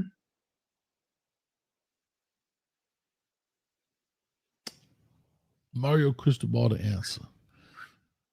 I believe Mario Cristobal can do some very good things here. But and I've said this before and I'll say it again. This is the ultimate team sport. If Mario Cristobal can find and be blessed to get the right guys behind him, and I'm talking about coordinators, if he can do what a Dabo Sweeney did with Tony Elliott and Brett Venables, and they roll with him, he can't be the answer. But as long as coordinators revolve, and it's understandable, this is what they do. If you're successful, they're going to come get you. If you suck, he's going to fire you. Right. But if he can find the right guys, and it's hard. You can't tell a person not to be ambitious, right? You can't tell a young coordinator, hey, man, don't go get the head coach job. Stay here with me and just be my offensive coordinator. No, that's a hard ass, right? Like, that's terrible. Like, that's hard. Right. I think Coach Cristobal can do it, but he's got to find the right two guys. Because the talent ain't the issue. Think about this. In the ACC, we put more players in the league than anybody else in the ACC. SMU, how many they put in the league? How many SMU? Well, and I'm only talking about the conference. I ain't talking about natties right now. The conference championship. Right. Clemson put 4 in, right? I don't know how many SMU put in. Maybe what, 2? 1? I don't know. Hell, Brashard Smith and who else? So Brashard didn't even get drafted. Yeah, Brashard got drafted. Brashard Smith got drafted. No, he didn't. He got picked up after the draft by the Chiefs. No, sir. Am I wrong? Yep. Okay. Maybe I'm wrong. Brashard Smith got drafted in, I'll tell you right now. Brashard Smith, 7th round, 12th pick. He almost didn't, but he made it. 7th round, 12th pick. So, I mean, maybe that might be the only guy from SMU. I don't know. Maybe somebody else. But think about that. All the talent that we have, we spend a top dollar in the transfer portal, and we're not even at the dance. We're not even at the dance. So he's got to get us to the dance. And I think it's I think it's only fair. Cuban Kane, I'm coming to you, baby. Give me a second. And so, can Carson Beck, is he the answer? Let me give you a little spill before you go, Coach, on the Carson Beck thing. All right, talk to me. A couple people talk about how Carson played against better defenses. Mhm. And he did. But my rebuttal to that is he also had the best defense on his sideline. Okay. Another thing I heard, Coach, they said, I heard some guys say, well, before Cam Ward came to Miami, he ain't do nothing. And Carson Beck has been doing it before he got here. And so my rebuttal is Miami is the best team Cam Ward has played with in his college career. Mhm. Miami will not be the best team Carson Beck has played with in his college career. Okay. We got rid of our fan base was extreme. And look, I'm not a non-Carson Beck fan. I just got some questions. That's all, Coach. That's what I'm asking you. I'm listening. Tyler Van Dyke, his last year with us, threw 12 interceptions. Damn. Everybody was mad at I'm sorry. Carson Beck. Guess how many interceptions he threw last year, Coach? 12. 12 interceptions. Mm-hmm. Coach, in 2024, which was Carson Beck's first year as a starter, they had 8 Bulldogs drafted. This past season, when Carson Beck took his drop, they had 13 Bulldogs drafted. Okay. So Georgia's receivers led the league in most drop passes, but he come into an offense where all 4 receivers from Miami are gone, our number 1 and number 2 tight ends are gone, and you come into a receiving core group that our most polished receiver, if you will, is coming off of an injury, and his most best production came at Liberty. Coach, please convince me, is Carson Beck the answer in 2025? All right, let me flip it. Is Carson Beck the problem? Okay, go ahead. Is Carson Beck the problem? See, I think you're asking the wrong question. Is Carson Beck the problem? No, I don't think Carson. You notice, yeah, he threw 12 picks. Okay, yeah, I get it. But if you have that many drops, that means those balls hit you in the hands. That means they dropped the ball. We didn't say the most pass deflections, the most drops. That means he's putting the ball where they should be. That means they're just dropping the ball, right? Now, I'm trying to show you the flip side to this question. Is it half full or half empty? You're looking at it half empty. Okay, let's flip it and let's look at it half full. Carson Beck throws 12 picks. All right, I get it. That's out the door. But if they had the most drops, that means he had to put the ball in catchable range. Is that fair? Is that a fair statement? Fair. So it's like the kicker. You never blame the kicker for the ball being blocked. Even though the kicker stat says he's had 6 blocks. It's not his fault the ball is blocked. It's not the quarterback's fault that they dropped the ball. Because if a DB hits it, then it's a PBU, pass breakup. If they're hitting their hands and dropping it, then that's on the receiver, dog. Agreed. So that means I'm putting it where it needs to be. I've done my side of it. You haven't done your side. Now, how does that translate to new receivers on our side? I don't know. Is Carson Beck the answer? I don't know. But the question is, I don't think he's the problem. The problem comes, did we fix the defense like Coach Cristobal just said? He said we made his first, after he said the trenches, first thing he said was the defensive backfield. He said the linebacker was most improved. Right? He said the trenches, so I'm assuming he's talking about offense and defensive line. I'm assuming. I agree. Right. He said the DBs, and then he said linebackers. He praised Heatherman in multiple fronts and all he can do, and even made a comparison to Greg Schiano. That's a big comparison. He didn't say Schiano today. He didn't say the head coach Schiano from what you call it. He said the 1998 Miami Hurricane Schiano. Sir, that's a big comparison. So my question is, I don't know what Coach Heatherman's going to be. He could be or he could not be. I don't know. I have nothing to gauge it off of. I don't have a film from the spring. You know me, I like to see this film. So I say all that to say to you, Coach, I don't think Carson Beck is the answer, but I know he's definitely not the problem. The answer is, did we fix the defense? And what does that receiver room look like? Because the running back room in the trenches, I think we're good. I think we're solid. Yeah. But did we fix? To your point, did we fix the receivers? I think Carson Beck can throw a football. He don't have to be. Good. He could be Joey Flacco. I don't care. I'm not today's Joey Flacco, but I'm saying of the Ravens. Right. He could be Stetson Bennett. Yeah. Right? He ain't got to be on no stage and winning no Heisman. Take care of the football, make good decisions, put people in the right place. I'm cool with that. Guess who else used to do that? Ken Dorsey. Ken Dorsey put people in the right position, let everybody else win the game for you. I don't think I ever looked at a Miami Hurricane football game and said Ken Dorsey gonna get us out of this. Okay. Do you remember that? I wouldn't compare our receivers to those two quarterbacks receivers either, though, Coach, if I'm pushing back. No. I know that.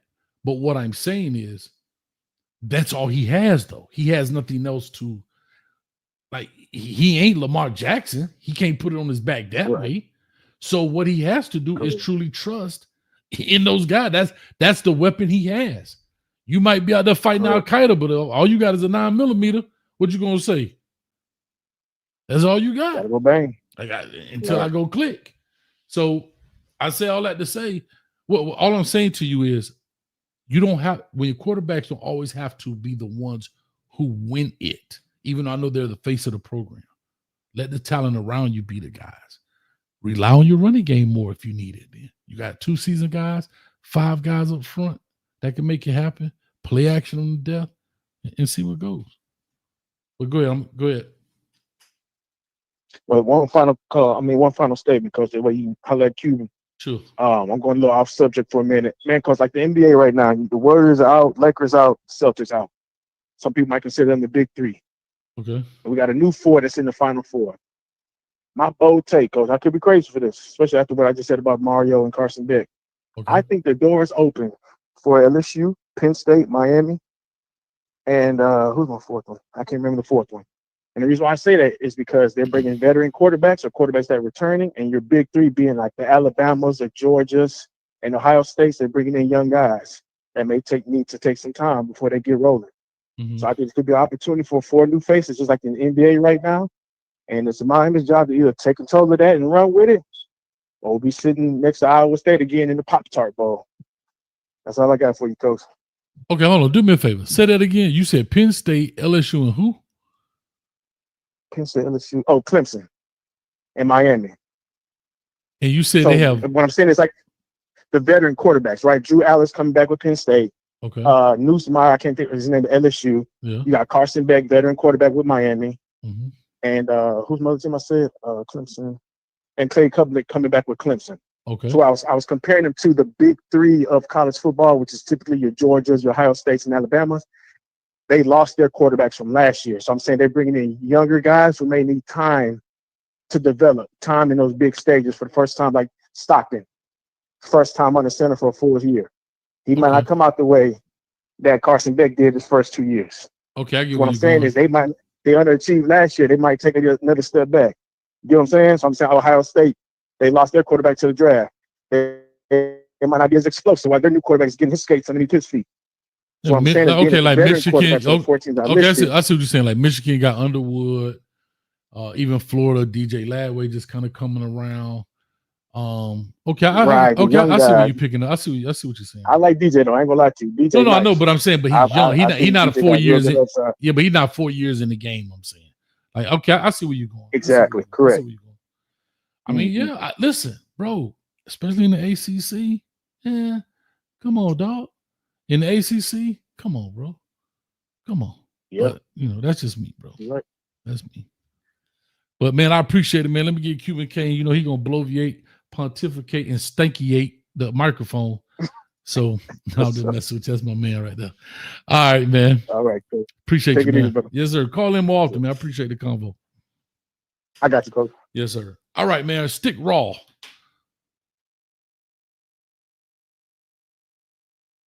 Stick raw. I remember you used to come in. I think you called in before for the $4.99 super sticker. Thank you, Stick Raw. Appreciate it. Rocky. Rocky. There you go, Rocky. Get the violin ready. Ladies and gentlemen, boys and girls, please welcome, without further ado, Cuban Kane.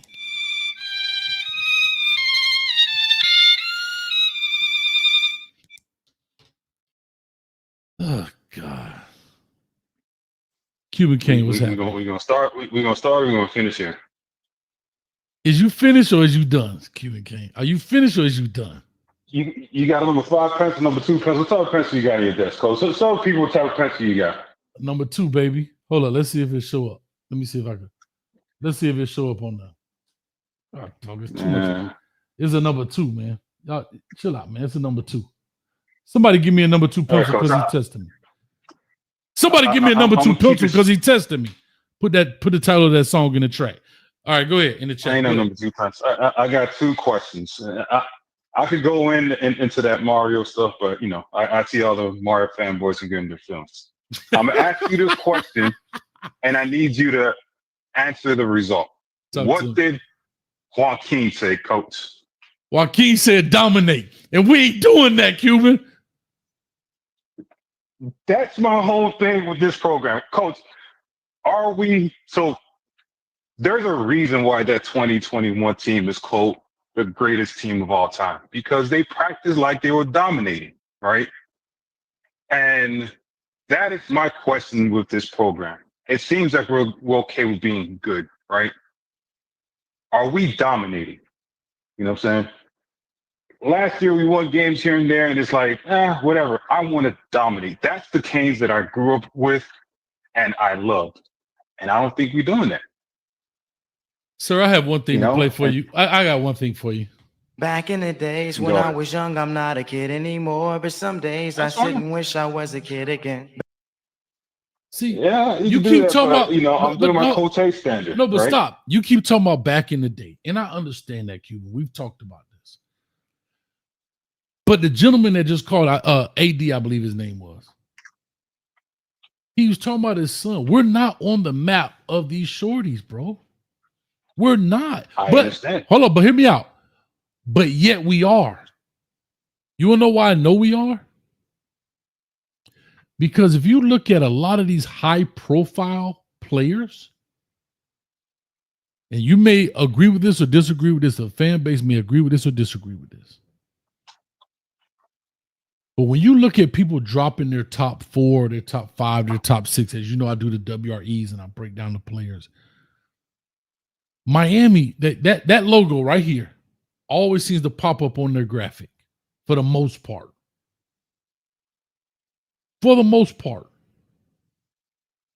The problem, Cuban, is that I keep telling you is that we ain't today's news. We're not.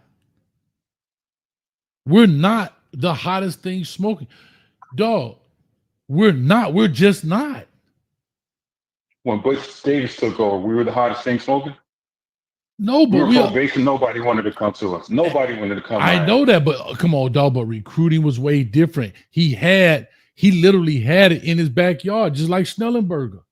They had it in their backyard, dog. Like you got to remember, dog. You can't dismiss how recruiting is done. Did you hear even what that gentleman said? Look at this, Florida. He talked about Florida. And he's very valid point. AD, I believe his name was. We won those games and we won those things because we did dominate the state of Florida for the most part. We did get other guys, Ed Reed and so forth, Louisiana, and that happens. But the majority of it was the heart and soul, the Mecca. Right now, do me a favor. Are you listening? Are you listening? Do me a favor, Cuban. I'm quiet. I'm not replying to you. I'm quiet. I'm listening to imagine. To fine. Imagine the Miami Herd. Before, take the internet away right now, and you reading this in a magazine. You reading this in Word Up magazine. Heavy D in the limousine. Molly Mall. Okay, you know I'm going. But anyway, Jeremiah Smith is now on this team. Brandon Enos National is champions. you national champions, bro. We are now literally trying to fix because we did not. When I say we, I'm speaking as the university, the brass did not understand the power of the internet, and they thought people, and Larry Coker has too. They thought people were going to come to this university because of Your that fault. logo. No, hold on. That's your fault. We discussed that on the last, so that's the reason everybody's listening to this. I'm gonna keep it, I keep it real at all times. The reason why the Hurricanes are down is because of this man on this show, Coach Hayes. He is the reason why Miami is not dominant. If Coach Hayes would have taken that damn key and locked that mother-loving Nick Saban out of Miami, you would not have this issue. All right? It's Coach Hayes' fault. Don't blame it on Larry Coker. Don't blame it on probation. Don't blame it on anybody else. Blame it on this man on a TV show with the stern look, with his, he doesn't have his pets on his head. That's how I know it's him. Because he is the reason why Miami is down for the last 20 years, everybody. That's the truth. All right, I'll take it. I'll take that. You the head coach. You the head coach. You had the keys to the school, coach. You had the keys to New Orleans. You were like the damn. I heard you were like the principal out there. No, not me. I wasn't the head coach. Shout out to Coach Dunn. Nah, he was the head coach. He let Nick Saban in. But think about this. Can I go back? Think about there's a guy named. I'm not gonna go through the history because we can go through so many players that left Miami from Cedric But Irvin. it started with Bo. But it started with Bo though. Bo was the No, one. it didn't. It started if you're with a true Hurricane no, fan, sir. you know it was Bo. It started with Cedric Irvin. Cedric Irvin. Nah, but the thing is, we were loaded at running back. I mean, we didn't need Cedric Irvin like that. What you mean we didn't need? We had it started we had McGahee, we had Frank Gore, we had Portis, we had all these. We didn't need. I remember Cedric Irvin. He wanted Miami High, everybody, by the way. Yeah. But yeah. No, but I'm talking about Cedric Irvin. I'm talking about Cedric Irvin going to Nick Saban at Michigan State. Okay. And that's when he started getting his teeth in. I keep telling people that. Right? So Cedric Irvin and them guys start leaving, and then more guys. And Miami was not recruiting them, bro. And so when the university, think about it, it's 2025. Mario Cristobal got the job here in what, 21? 21? Yep. It's 21, 22, or something like that, yeah. 21. And we just, when I say we, the university just makes a pledge to invest. It took Kirk Herbstreit to say something nationally, to embarrass them, to literally make a move financially to invest in the program. Not the fan base, not us screaming, hey, we need help, right? It took an Ohio State alum to get on national TV and embarrass us to make national news for us to say, okay. So I'm saying, Coach, I got a quick question for you because you know your recruiting history pretty well. You do know Miami was never the number one school recruiting in the state of Florida, right? Florida State would always out recruit us. Florida will always out recruit us, but we always developed and scouted better than the rest of those three schools. But when it came to the rankings, those two schools always had better recruiting class than us, but they never scouted and evaluated talent like we did. So here's what I'll say to you. To your point. Right? So look at proximity and demographic. Florida State, Florida. They buy Georgia, Texas. They get guys from those areas. We weren't getting those guys. But here's what I'll tell you. Right? And it's just like recruiting ranking. Recruiting rankings go with the total number of their points. Right? Right. So if I have 10, if easy math sake, if I have 10 guys at 3 points each, that's 30 points, right? Mm-hmm. But if I go get 5 guys at 5 points each, that's 25 points. You see what I'm saying? Right.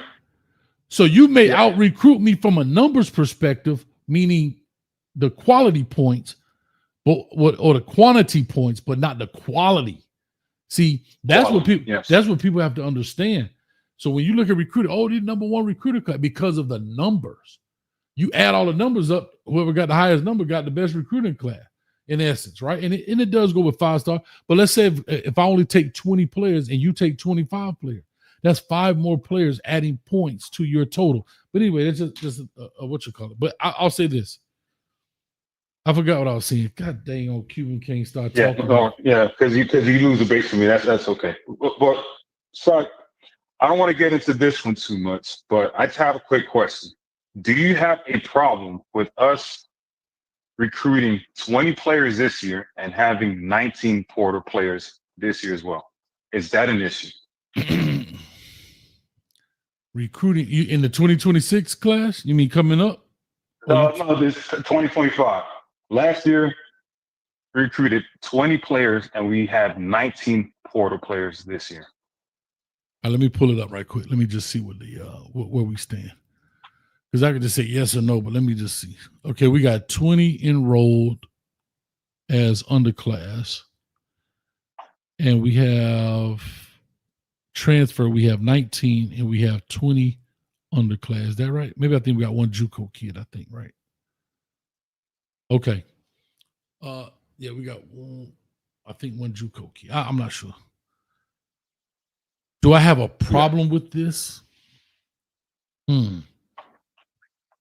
I think here's what I do have a problem with. I can't really answer that, but I will tell you what my problem is, and maybe it does answer it. I have a problem with over-recruiting our potential. The problem is, when do you stop over-recruiting your potential and let your potential shine? Shout out to Cristobal, even in his own interview, he says, they don't come out the box ready-made. Okay, I get it. But in order, he also said this, in order to learn football, you got to play football. Practice is practice. Yeah. Playing is playing. Yeah. So if you keep over-recruiting me through the transfer portal, not through my equivalent of a high school kid come and beat me out, if you keep over-recruiting me with some fifth-year dude, when do I get to learn this game? And especially with the kind of season we had, when you get very few blowouts. I mean, yeah, I get it, FAMU, Temple, or Miami, Ohio. But when do I get quality time against bigger opponents where I can really gauge my level? I don't know. So hopefully that answers your question. I can't say it's 2020. Yeah, this is my thing. It's year 4. If this was year 1, we took 20 portal players, I'm fine. Year 4, I'm not okay taking 20 portal players. You should have been developed by now, right? Your portal should have been around 10 players at max. 20 players to me is a little bit of a stretch. And I know everybody's gonna say, "Oh, it's a new era, it's the portal era," blah blah blah. I know, but coach, you are known as a developer and a recruiter. You cannot be taking 20 players in the portal year 4. But Cuban, here's what I'll tell you. I think there's an element you're forgetting. Will, what's up, baby? You're also forgetting the high school players are leaving. So you got to replace those bodies. So if high school players were not transferring, then I'll say, okay. But if you look at high school players, right? Let's look at them. Let's go to, let's see, 20. Okay. Let's go look at high school players. What was it? What did we just have? 24? 25. Well, we in the 25 year, right? These are transfer in. I'm trying to find the transfer out kids. Where are they at? It should be all the way in the ball. Oh, no, we don't got them here. Maybe I'm looking at the wrong thing.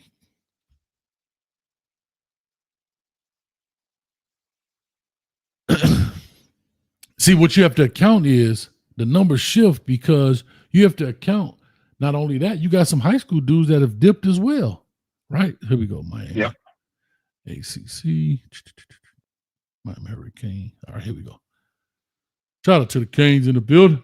Man, I want the U to be good so bad. God, dog, I be watching old games. Yeah, I know. That's the we just want them to be good, man. That's all we want, man. It's just, and I'm not, the reason why I asked you that question in the beginning is like what did Juan King said, right? That is what I'm used to, is just to dominate, right? I'm not used to this average BS, this up and down BS, and I don't like it. I would never like it, right? I call a lot of Miami fans, these current Miami fans, Nebraska fans, they are okay with being average and okay and just being there. I'm not used to that. I'm used to dominating. Okay, here we go, right?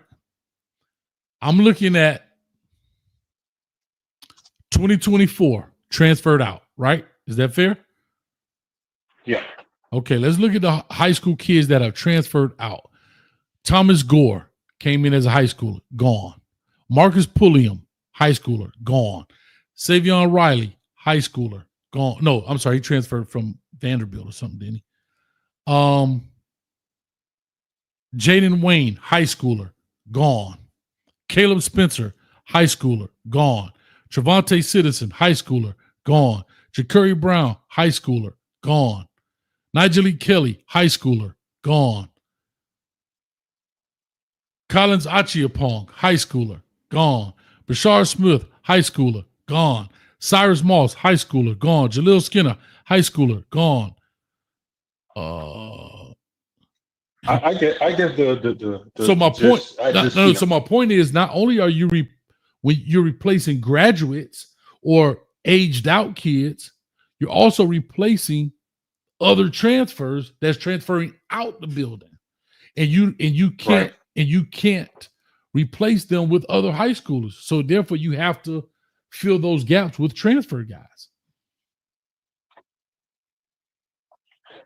I get. I mean, that's the only way. Last question. Hold on. Shout out to Brother Jay Blaze. You know what it is. It's the U, baby. Shout out to Brother Jay Blaze, the glue to the U.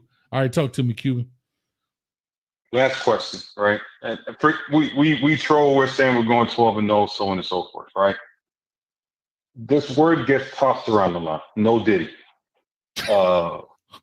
What's no Diddy about the word get tossed around a lot? Tossed around.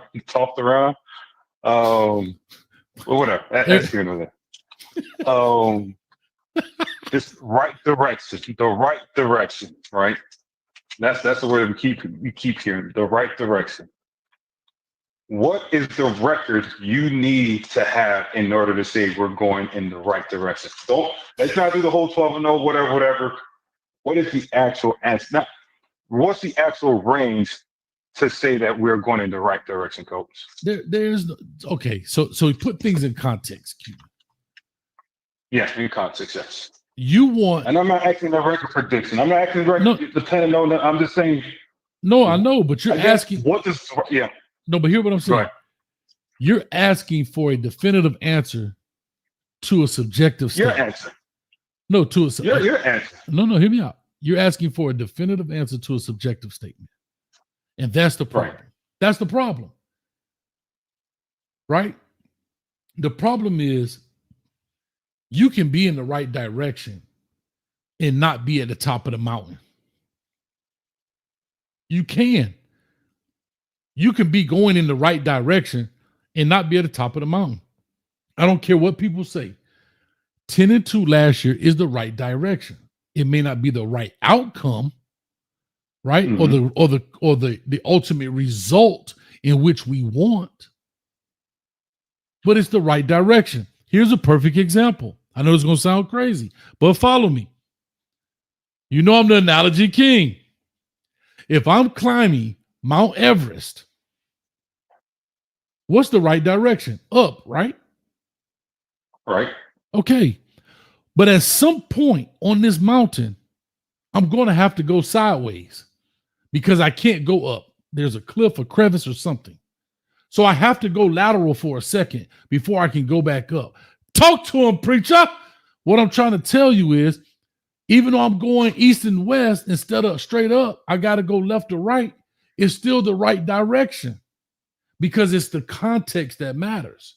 See, you want me to say to go up. You got to always go up. You got to always go up. Sometimes you got to make a left or a right because you can't go straight. It's just what it is.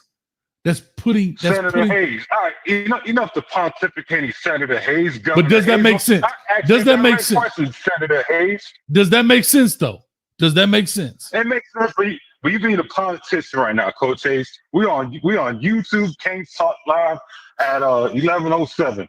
I am asking you a direct question, Senator Hayes. Talk to me. What is the right direction? We are headed in the right direction. Right now. Stop being a politician. Give me an answer, Coach. Give me something so I could note it down and criticize you this time next year. See, I think you're asking the wrong question, and I'm gonna give you the ammunition to fight with me. You ready?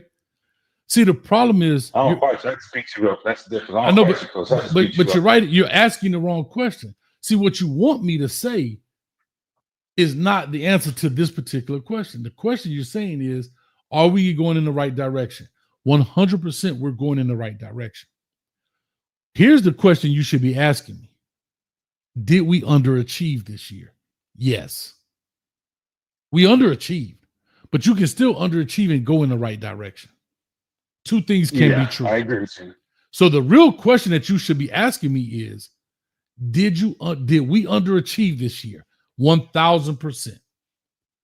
But that's not the future. I'm not worried about the past. I'm worried about the future because that's why I asked you the ongoing. everybody keeps saying the program is going the right direction. The program, what is the right direction? Because you're a coach, right? That's the name of you. So Coach Hayes football, right? I'm asking Coach Hayes football. What is right direction? I don't know that. I'm coming to you as a fake expert of what is the right direction is. Sir, I just told you.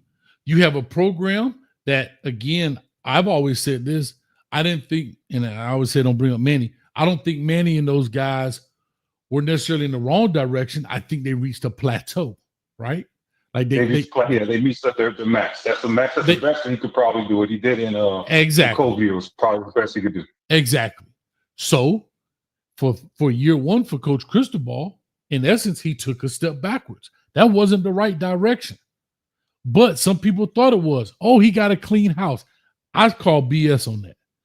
I don't think you have to gut everything to have instant change right away. But let's just go with the argument that he took a step to take 3 forward. Fine. So he loses 5 or he wins 5 games, loses 7 games his first year. I don't personally think that's the right direction. However, some people do. Gut it. I don't think we lost games because we gutted it. I think we lost games because we just got our behind, whooped out coach and not motivated to play against a Middle Tennessee. Fine. We come year 2, we go 7-5. You're now climbing. I say, I don't know if we necessarily, not when I say last year, not the year just passed, but the previous year, I don't know if we went in the right direction, but I think we did what we've always done, right? Meaning 7-5. See, I don't look at it year to year, meaning, oh, well, we were 5-7, now we're 7-5, we're in the right direction. No, I think we got back to where we started, to what we were. We've been a 7-5 team under every coach we've been under. Right? I mean, consistently. Right. 7-5, 8 wins, 7 games.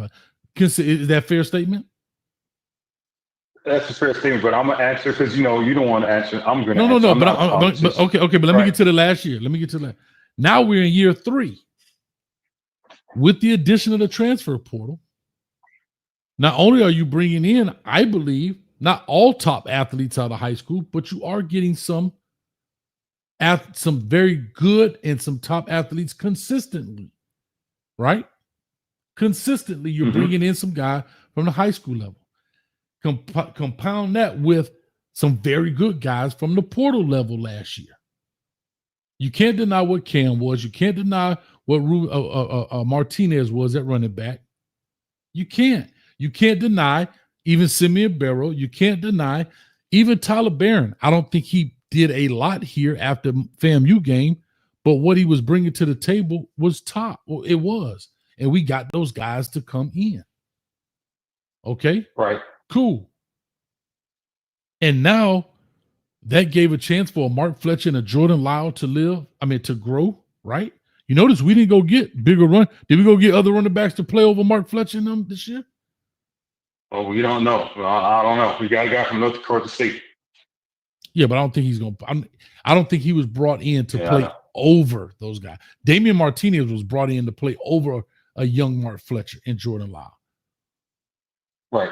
See, that guy is not over recruiting that linebacker. The guy from North Dakota State is there to play along with, to be a supplemental piece, in my opinion.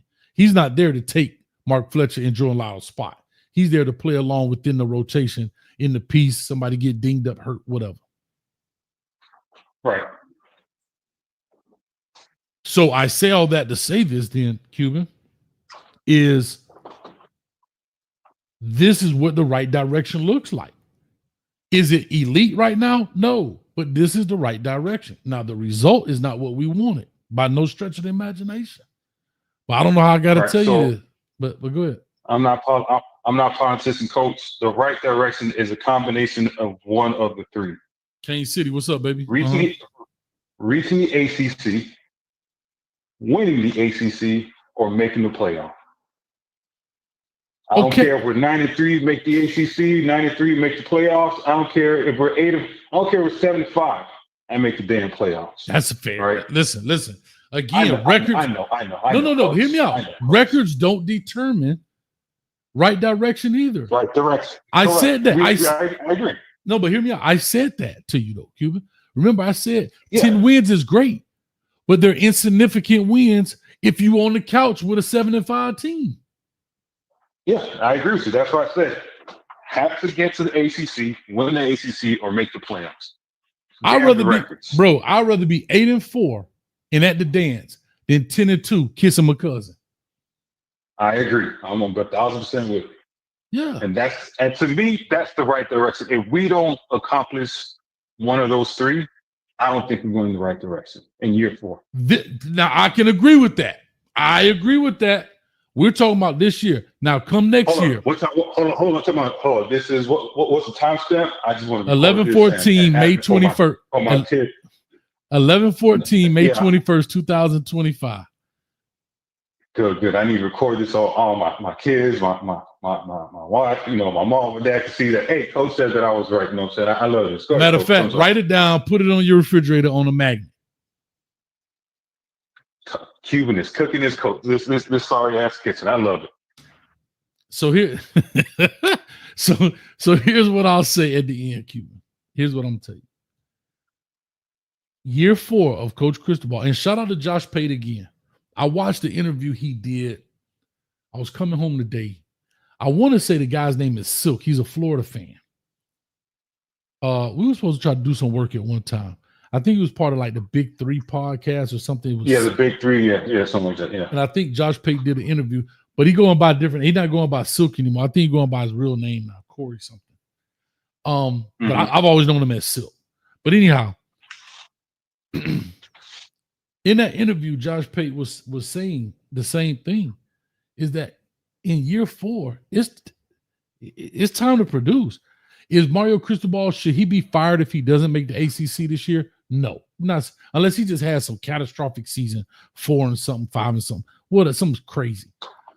But I don't even think it should be in the talks. But what I will say is the right direction would now be, again, I believe we still have a relatively easy record compared. Schedule, excuse me.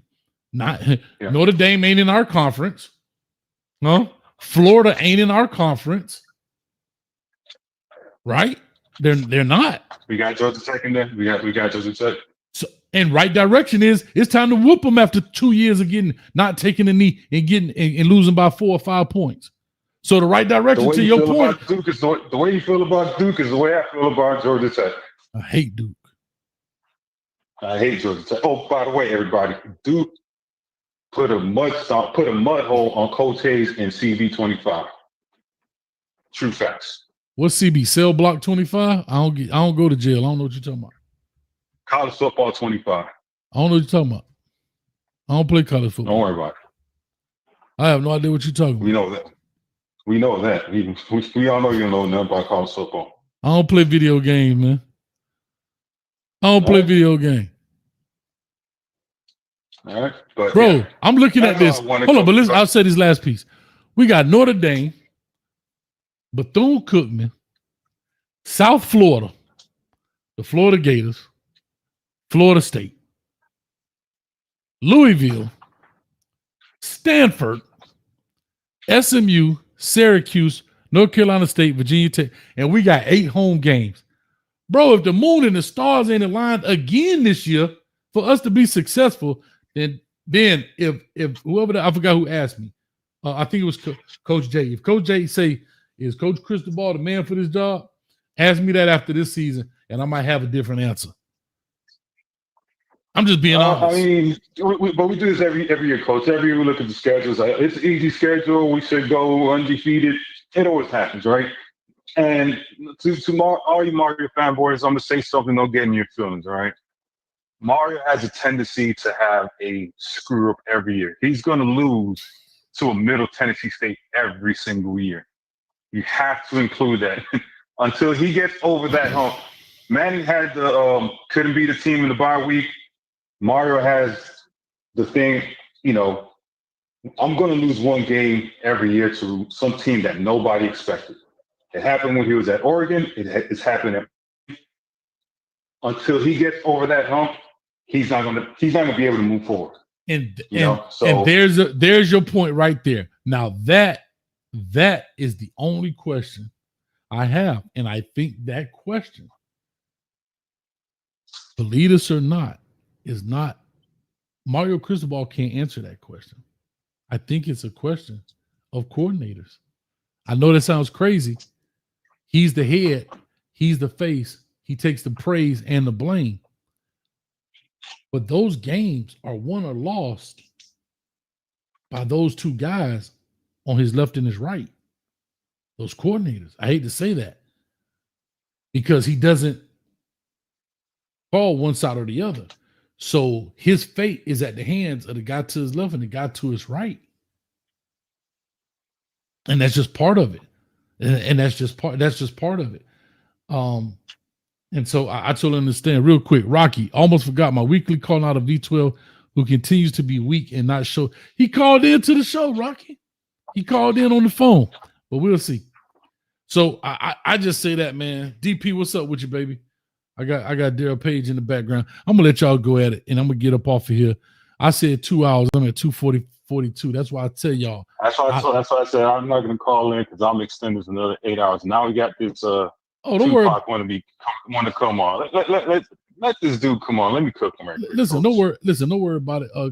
Cuban, I'm gonna send you an invoice in the mail. Listen, in English and in Espanol, so you can't say you didn't understand it. DP, what's up, man? Seriously, Coach, I want to thank you.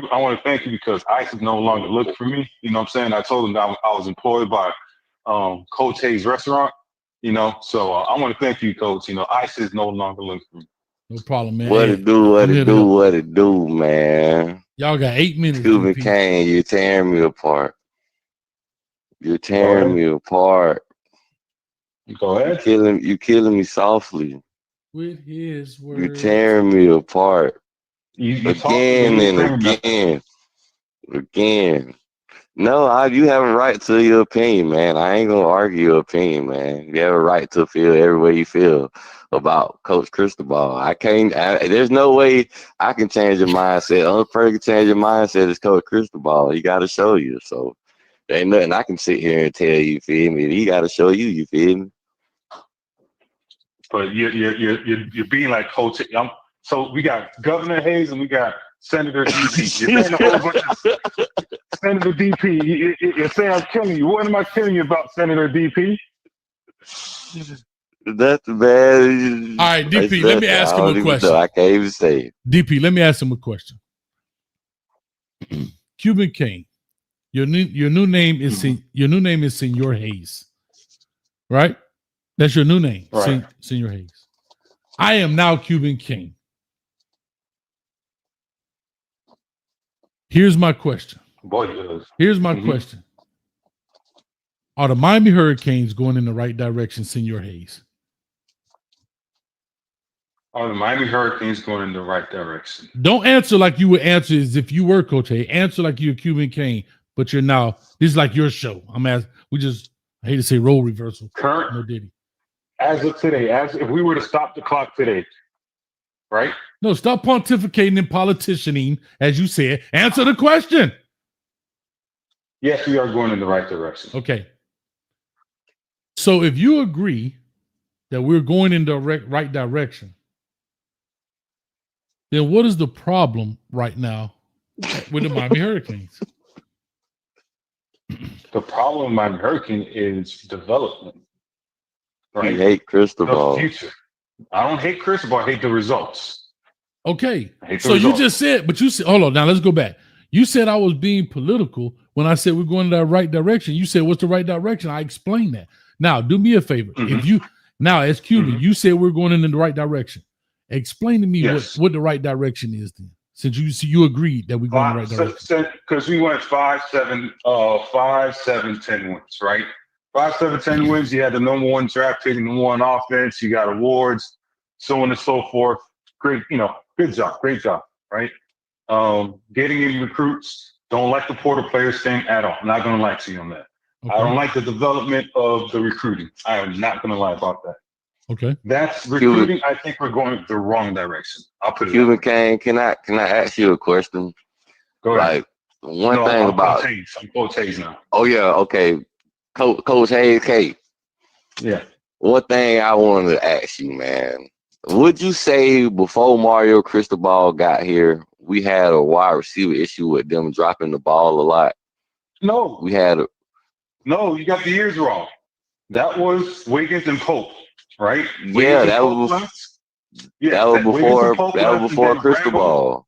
No, hold on. Then Rambo came in, Harley came in, Xavier, Brashard Smith, those guys. So Manny had 2 years with those two guys. Manny kicked out Pope and Wiggins. You forgot about that part, right? He took them out. He got them off the team. Pope and Wiggins left once Mario got here. Yeah, but they didn't play the last 2 years. They were sitting in the bench. They were sitting behind everybody. They didn't play. Yeah, they didn't play for Mario. They left. No, they didn't play for Manning at the end.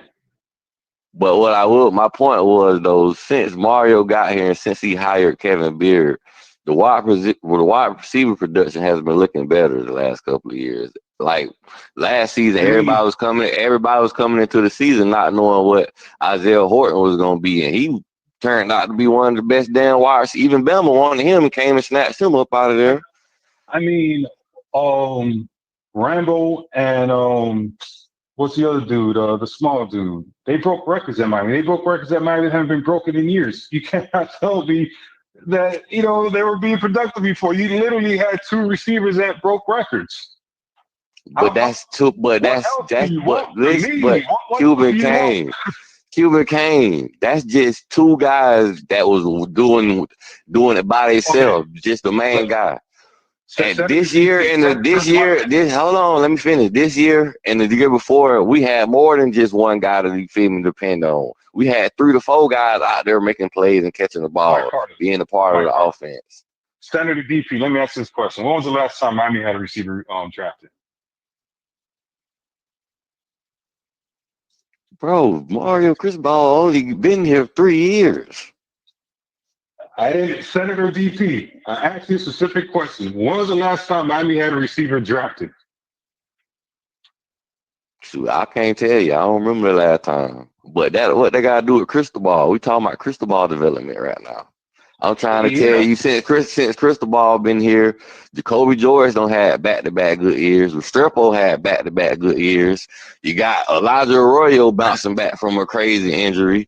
He brought Sammy Brown in. He did a look, I feel like he should have been replaced with some of the freshmen if we want to talk about anybody else getting replaced. You must have misremembered that.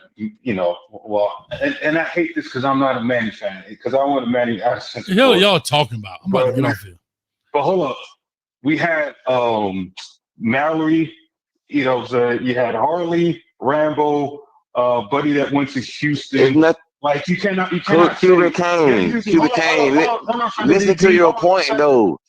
All those players were good, but Manny Diaz them did nothing with those players. All those players were good players. Yeah, because they were sitting behind two people that broke records at Miami, Rambo and Harley. What else do you want from me? Then why? Okay, then you can say that you can make the same point for Ray Joseph and everybody else was playing behind Xavier Restrepo. What are you saying? Yeah, exactly. But you're saying that we haven't had receiver development before when we actually I said we had a drop ball problem. That's what I said. We had a receiver dropping the ball issue. No, you're remembering. The thing is, we all have in our heads was Pope and Wiggins. Pope and Wiggins had a bad problem dropping the ball. The last receiver, the last receiver to get drafted was KJ Osborne in 2020. Yeah, he been balling. I ain't gonna say he been balling, but he been in the NFL since. That's it. That's the last. Yeah, and that was a transfer. You're talking about development now with Kevin Beard and the last coach. This is my thing. This is what I'm not saying. You got to go off the production the players put on the field.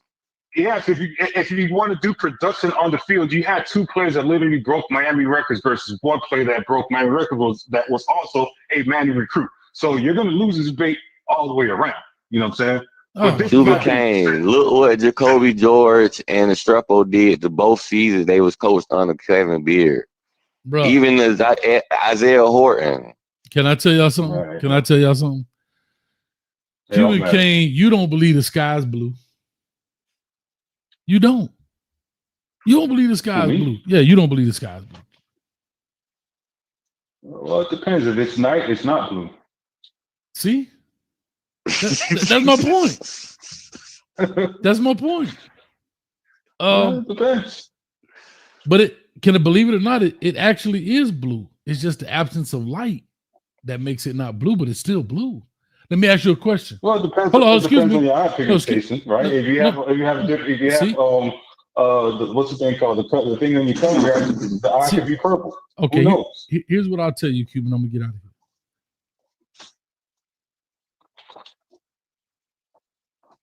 Does your skin complexion change when you cut the lights off?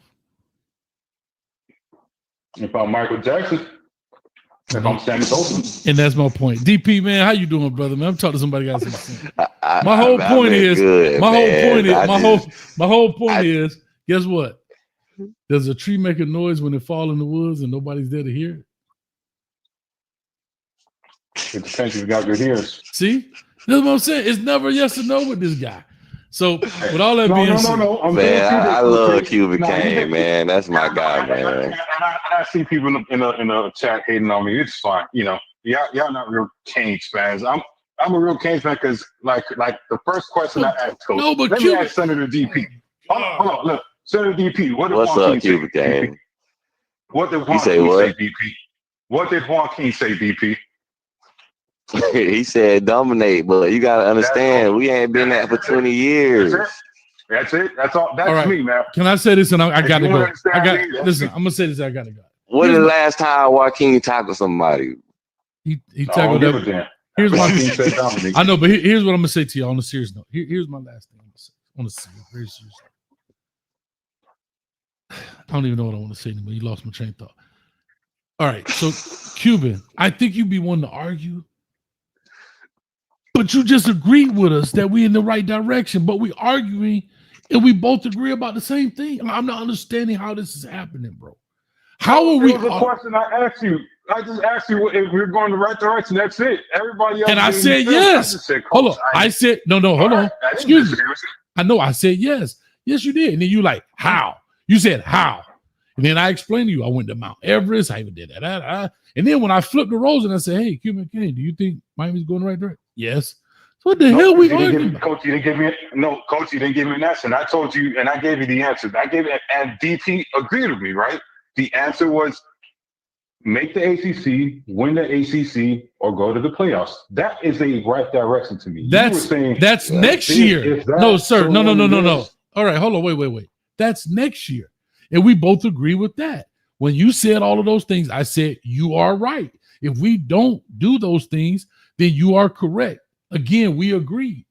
Right now, as of 2025, the 24 season, we both agree Miami's going in the right direction. Do you agree with that or no? Yeah, I agree with that. Okay, stop right there.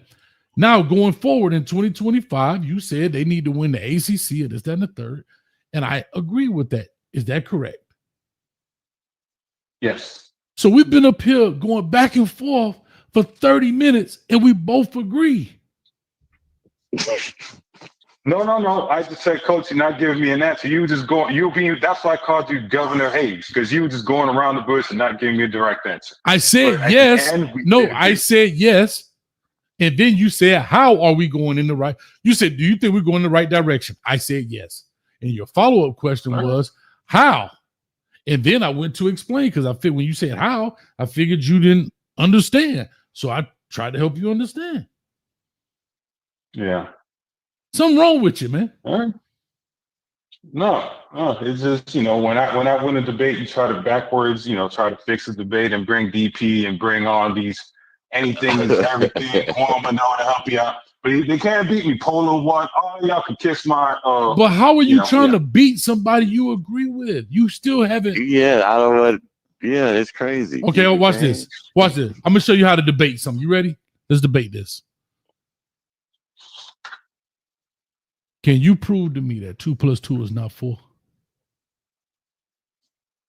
Yeah. And there's the problem right there. Yeah. And that's the problem right there. That you're willing to argue that 2 + 2 is not 4. This remind me of a time when I was on JV basketball team, and right before the game, one of my teammates say, every time I played the Titus Mitchell, I hit 33 3-pointers. And the coach looked at him and said, see, man, you ain't being serious. And right now, you're not being serious. Not being serious. All right. So I'm joking around now, but this is the thing. This is the off season, man. What are we going to talk about? Are we going to go to Nike's? All right, Coach. Let me ask you a question, Coach. Are we good in the stadium? Okay, can I say this to you? I don't mind having an argument. You know that's a talk that we have every off season. Are we going to build a stadium? We're going to Nike, Adidas. And it's like, Cuban. At least we're having some substantive conversation. No, we're not. You're missing. Moment. But Cuban, that's where you're missing the point. We're not having a substance conversation because we're arguing and we both agree. Let's find something we don't agree on and then we can debate it. We're arguing the point that we agree on. 2 different points. We agree on both of them. And we've been on here 35 minutes arguing 2 points that we agree that 2 + 2 is 4. All right. You know what I'm going to do when we get off the show? I'm going to record the session where I ask you the question, right? Please. And then I'm going to come back to the kitchen. And I'm what I will say is the stadium is not a factor, Cuban Kane. Them building the stadium not going to matter. No, don't bring that up. Don't bring that up. Please don't bring up the stadium. Please don't bring up the stadium. That's the talk we have every offseason. Nike, Adidas, new stadium, recruiting. I don't give a damn about what we do in recruiting. I really don't. Show me what we do on the field. But that's pretty much it. I cook Coach Hayes. I'm happy. I'm glad. Congratulations. 11-17. He said I was right at 11-17. I have it written down over here, so I'm good. Think about it. I could sleep. Hold on. Think about this, Cuban. At 11-17, we agree. It's 11-35, dog. And we still talking about it. It's something wrong with you. It's something wrong with you. If it ain't wrong, it ain't right, Coach. You just said, you wrote it down, 11-17. When you said, oh my God, me and Coach Hayes agreed on something finally. At 11-17, it is 11-36. 20 minutes later, we arguing something we agree upon. It's something wrong with Coach, you. Man. It's something wrong with you. Man. It's all Coach. Cuban, can I say this, man? Can I say this one thing too? Go ahead, we got to at least give Mario some type of credit to convince some of these guys to change their aspect and outlook of how the Miami Hurricane or program is. Because to be honest, we ain't been nothing for 20 years. We've been really a mediocre program for 20 years. So for this man to convince some of these recruits, some of these transfers to convince Cam Ward not to go to the NFL to pick Miami. You gotta give this man some kind of credit just to get these guys to look at Miami in a different light instead of the light that the media trying to picture us. Oh, they just putting money on players. They just spending money. Oh, they ain't developing nothing. The same narrative everybody's saying. You feel me? The recruits, they out looking at. They feel me? They really believing in what Mario telling them, and that got them to 10 wins. That's all I care about, DP. I don't care about all this off-season transaction, this and that. Just some of the results, man. We've been through this since Coach Hayes hated on Miami and blocked, and allowed Nick Saban to come to Miami. He should have gave Bo to Larry Coker and called it a day, but Coach Hayes was just, he's not a real Miami fan, right? He's a Colorado Bucks fan. So, Kane, you got the countdown right behind Coach. You feel me? I want to say left shoulder behind him. The countdown almost here, man.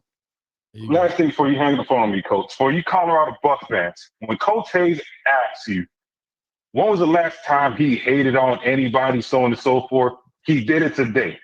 When he was talking to Google, man, he was straight hating on the Cowboys. All right, so you Colorado Bucks fans, he just did it today. Nobody like the Cowboys. Cuban Kane. 2025. Coach Hayes was hating on the Dallas Cowboys. So when you Colorado Bucks fan, when you hear Coach Hayes say that, and he wants to put his left eyebrow, that's when he did it. He did it today. I'm trying to help him out. I'm a proud Cowboys hater, Cuban Kane. But I'm a Dolphins fan. Can I say this, DP? I'm just trying to help out. But can I say this? Can I say this, Cuban Kane? And I'm gonna go right now. DP, Cuban Kane is a perfect example of not listening. When I talk to these Colorado Colt members, as I call them, and they call me a hater, it's always pertaining to Colorado, has nothing to do with the Cowboys. So if you want the Colt members to recite at 11:38 p.m. on May 21st that I hated on the Cowboys, it would be null and void. I'm trying to help them out, Coach. I'm trying to help them out. You're giving them more fake information that they already got a bunch of bull crap information that I'm still waiting on 100 records. But I'm trying to help them out. Anyway.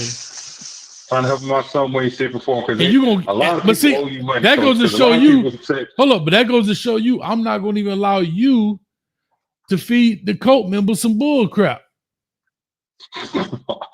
Rob, what is it? Rob from Texas. I'm trying to help Rob from Texas out, man. Rob from Texas. Coach, you know who the Colorado fan base remind me of? They remind me of the time when Tim Tebow was playing for the Gators. His fan base was some of the craziest, delusional people in the world. But can I say this, though? I have the only thing I can say. Damn it, they was winning. He was that. Yeah, but they was that dude. Bro, the man came up there and told you after Ole Miss, I promise you'll never see another team work as hard as this. And damn it, he wasn't lying. They win and won in Natty, dog. Hey, saying they had them gangsters just wasn't no, you feel me? It's no ad lib.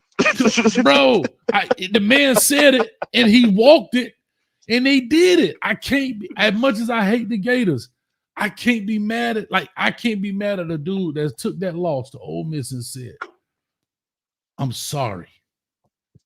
Gator Nation, y'all will never see another team work as hard as this.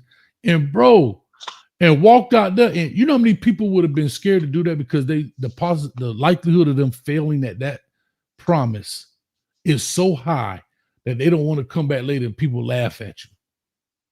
Think about that. A lot of people won't stand on business because they're so scared. Man, we may not do that. Man, that dude, that's the epitome of a leader, dog. That is the in the definition, dog, of leading your troops in the battle and coming out with the other man head, dog. Straight up. Corey Harris tried to do that after the Cal game, man. Yeah. Next year was not that good. I remember. I know. But people say I'm not a Canes fan. Man, you a Canes fan. You a Cane crazy. There's something wrong with you. I'm Cane crazy. Yeah. It's something wrong with you. Yeah, the us Canes fans, we had Pete and Echo stressing on the on 3. when he went on there after the Jackson Catwheel statement. Man, if it was up to Cuban Kane, he would want Ted Hendricks to still be playing. Let me get up out of here, man. This dude crazy. Hey, Coach, man. Yeah, when we gonna get that pencil fight? Whenever I see you at the game, buddy, I'll be at the game. I'll be at the Notre Dame game. You have your bring the sharpener. Bring Coach, everything. You going to the Dame? You going to Notre Dame? Listen, I don't need no sharpener. I stay ready. See the difference between me and you, Cuban? Look at that. You got to go buy you some pencils. I got a bunch of them right here, dog. I don't play the radio because they keep breaking them. Because them just at them school keep breaking your pencils. Watch this. Losing. You ain't gonna never see a pencil fighter fight as hard as me. I keep pencils. Excuse me. Hold up, dog. We ain't done yet. I keep them. I went to the Pencil Fight World Championship in 1984, man. You understand? I told y'all that. Yeah, right. I got a ring for that, man. Stop playing with me, man. But, man, let me get up out of here. With all that being said, appreciate y'all. Much love. Thank y'all. Stay tuned to the WRE. Watch, react, and evaluate for the class of 26. We're bringing down a lot of players. A lot of them have not committed yet, but a lot of them do have that logo right there, the U on their final top 4, 5, or even maybe 6. So with that being said, make sure y'all see the video, hit the like button, hit the share button, hit the subscribe button, go post it on Twitter, share it in your group chats, whatever the case may be, man. Help your boy, help grow this channel back. And with that being said, I appreciate y'all. Much love to everybody. As always, go Cats. Look at Rocky said, all those pencils, no sharpener.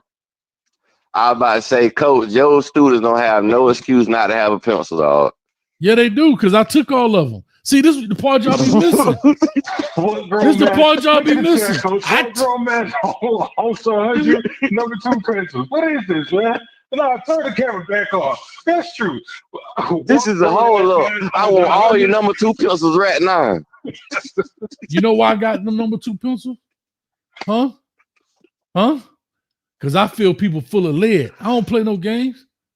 Oh, this is a whole lot. I need all your number 2 pencils right now. Listen, let me tell you something, man. I don't play no games when it comes to that, boy. I give you lead poisoning in a minute. No, I know what Coach do. Coach goes, he goes to his high school, middle school, wherever he teaches at. Somebody he goes behind these little kids, open up their book bags and steal them pencils. I'm snitching on you, Coach. You be stealing these pencils from these little jits, Coach. Man, how dare you? Guess we what? know you don't got a pencil sharpener because you ain't never sold pencil sharpener. So you stealing from these little kids out here, Coach. Man, this is a sad day. Let me tell you something, Cuban. I don't play no games, dog.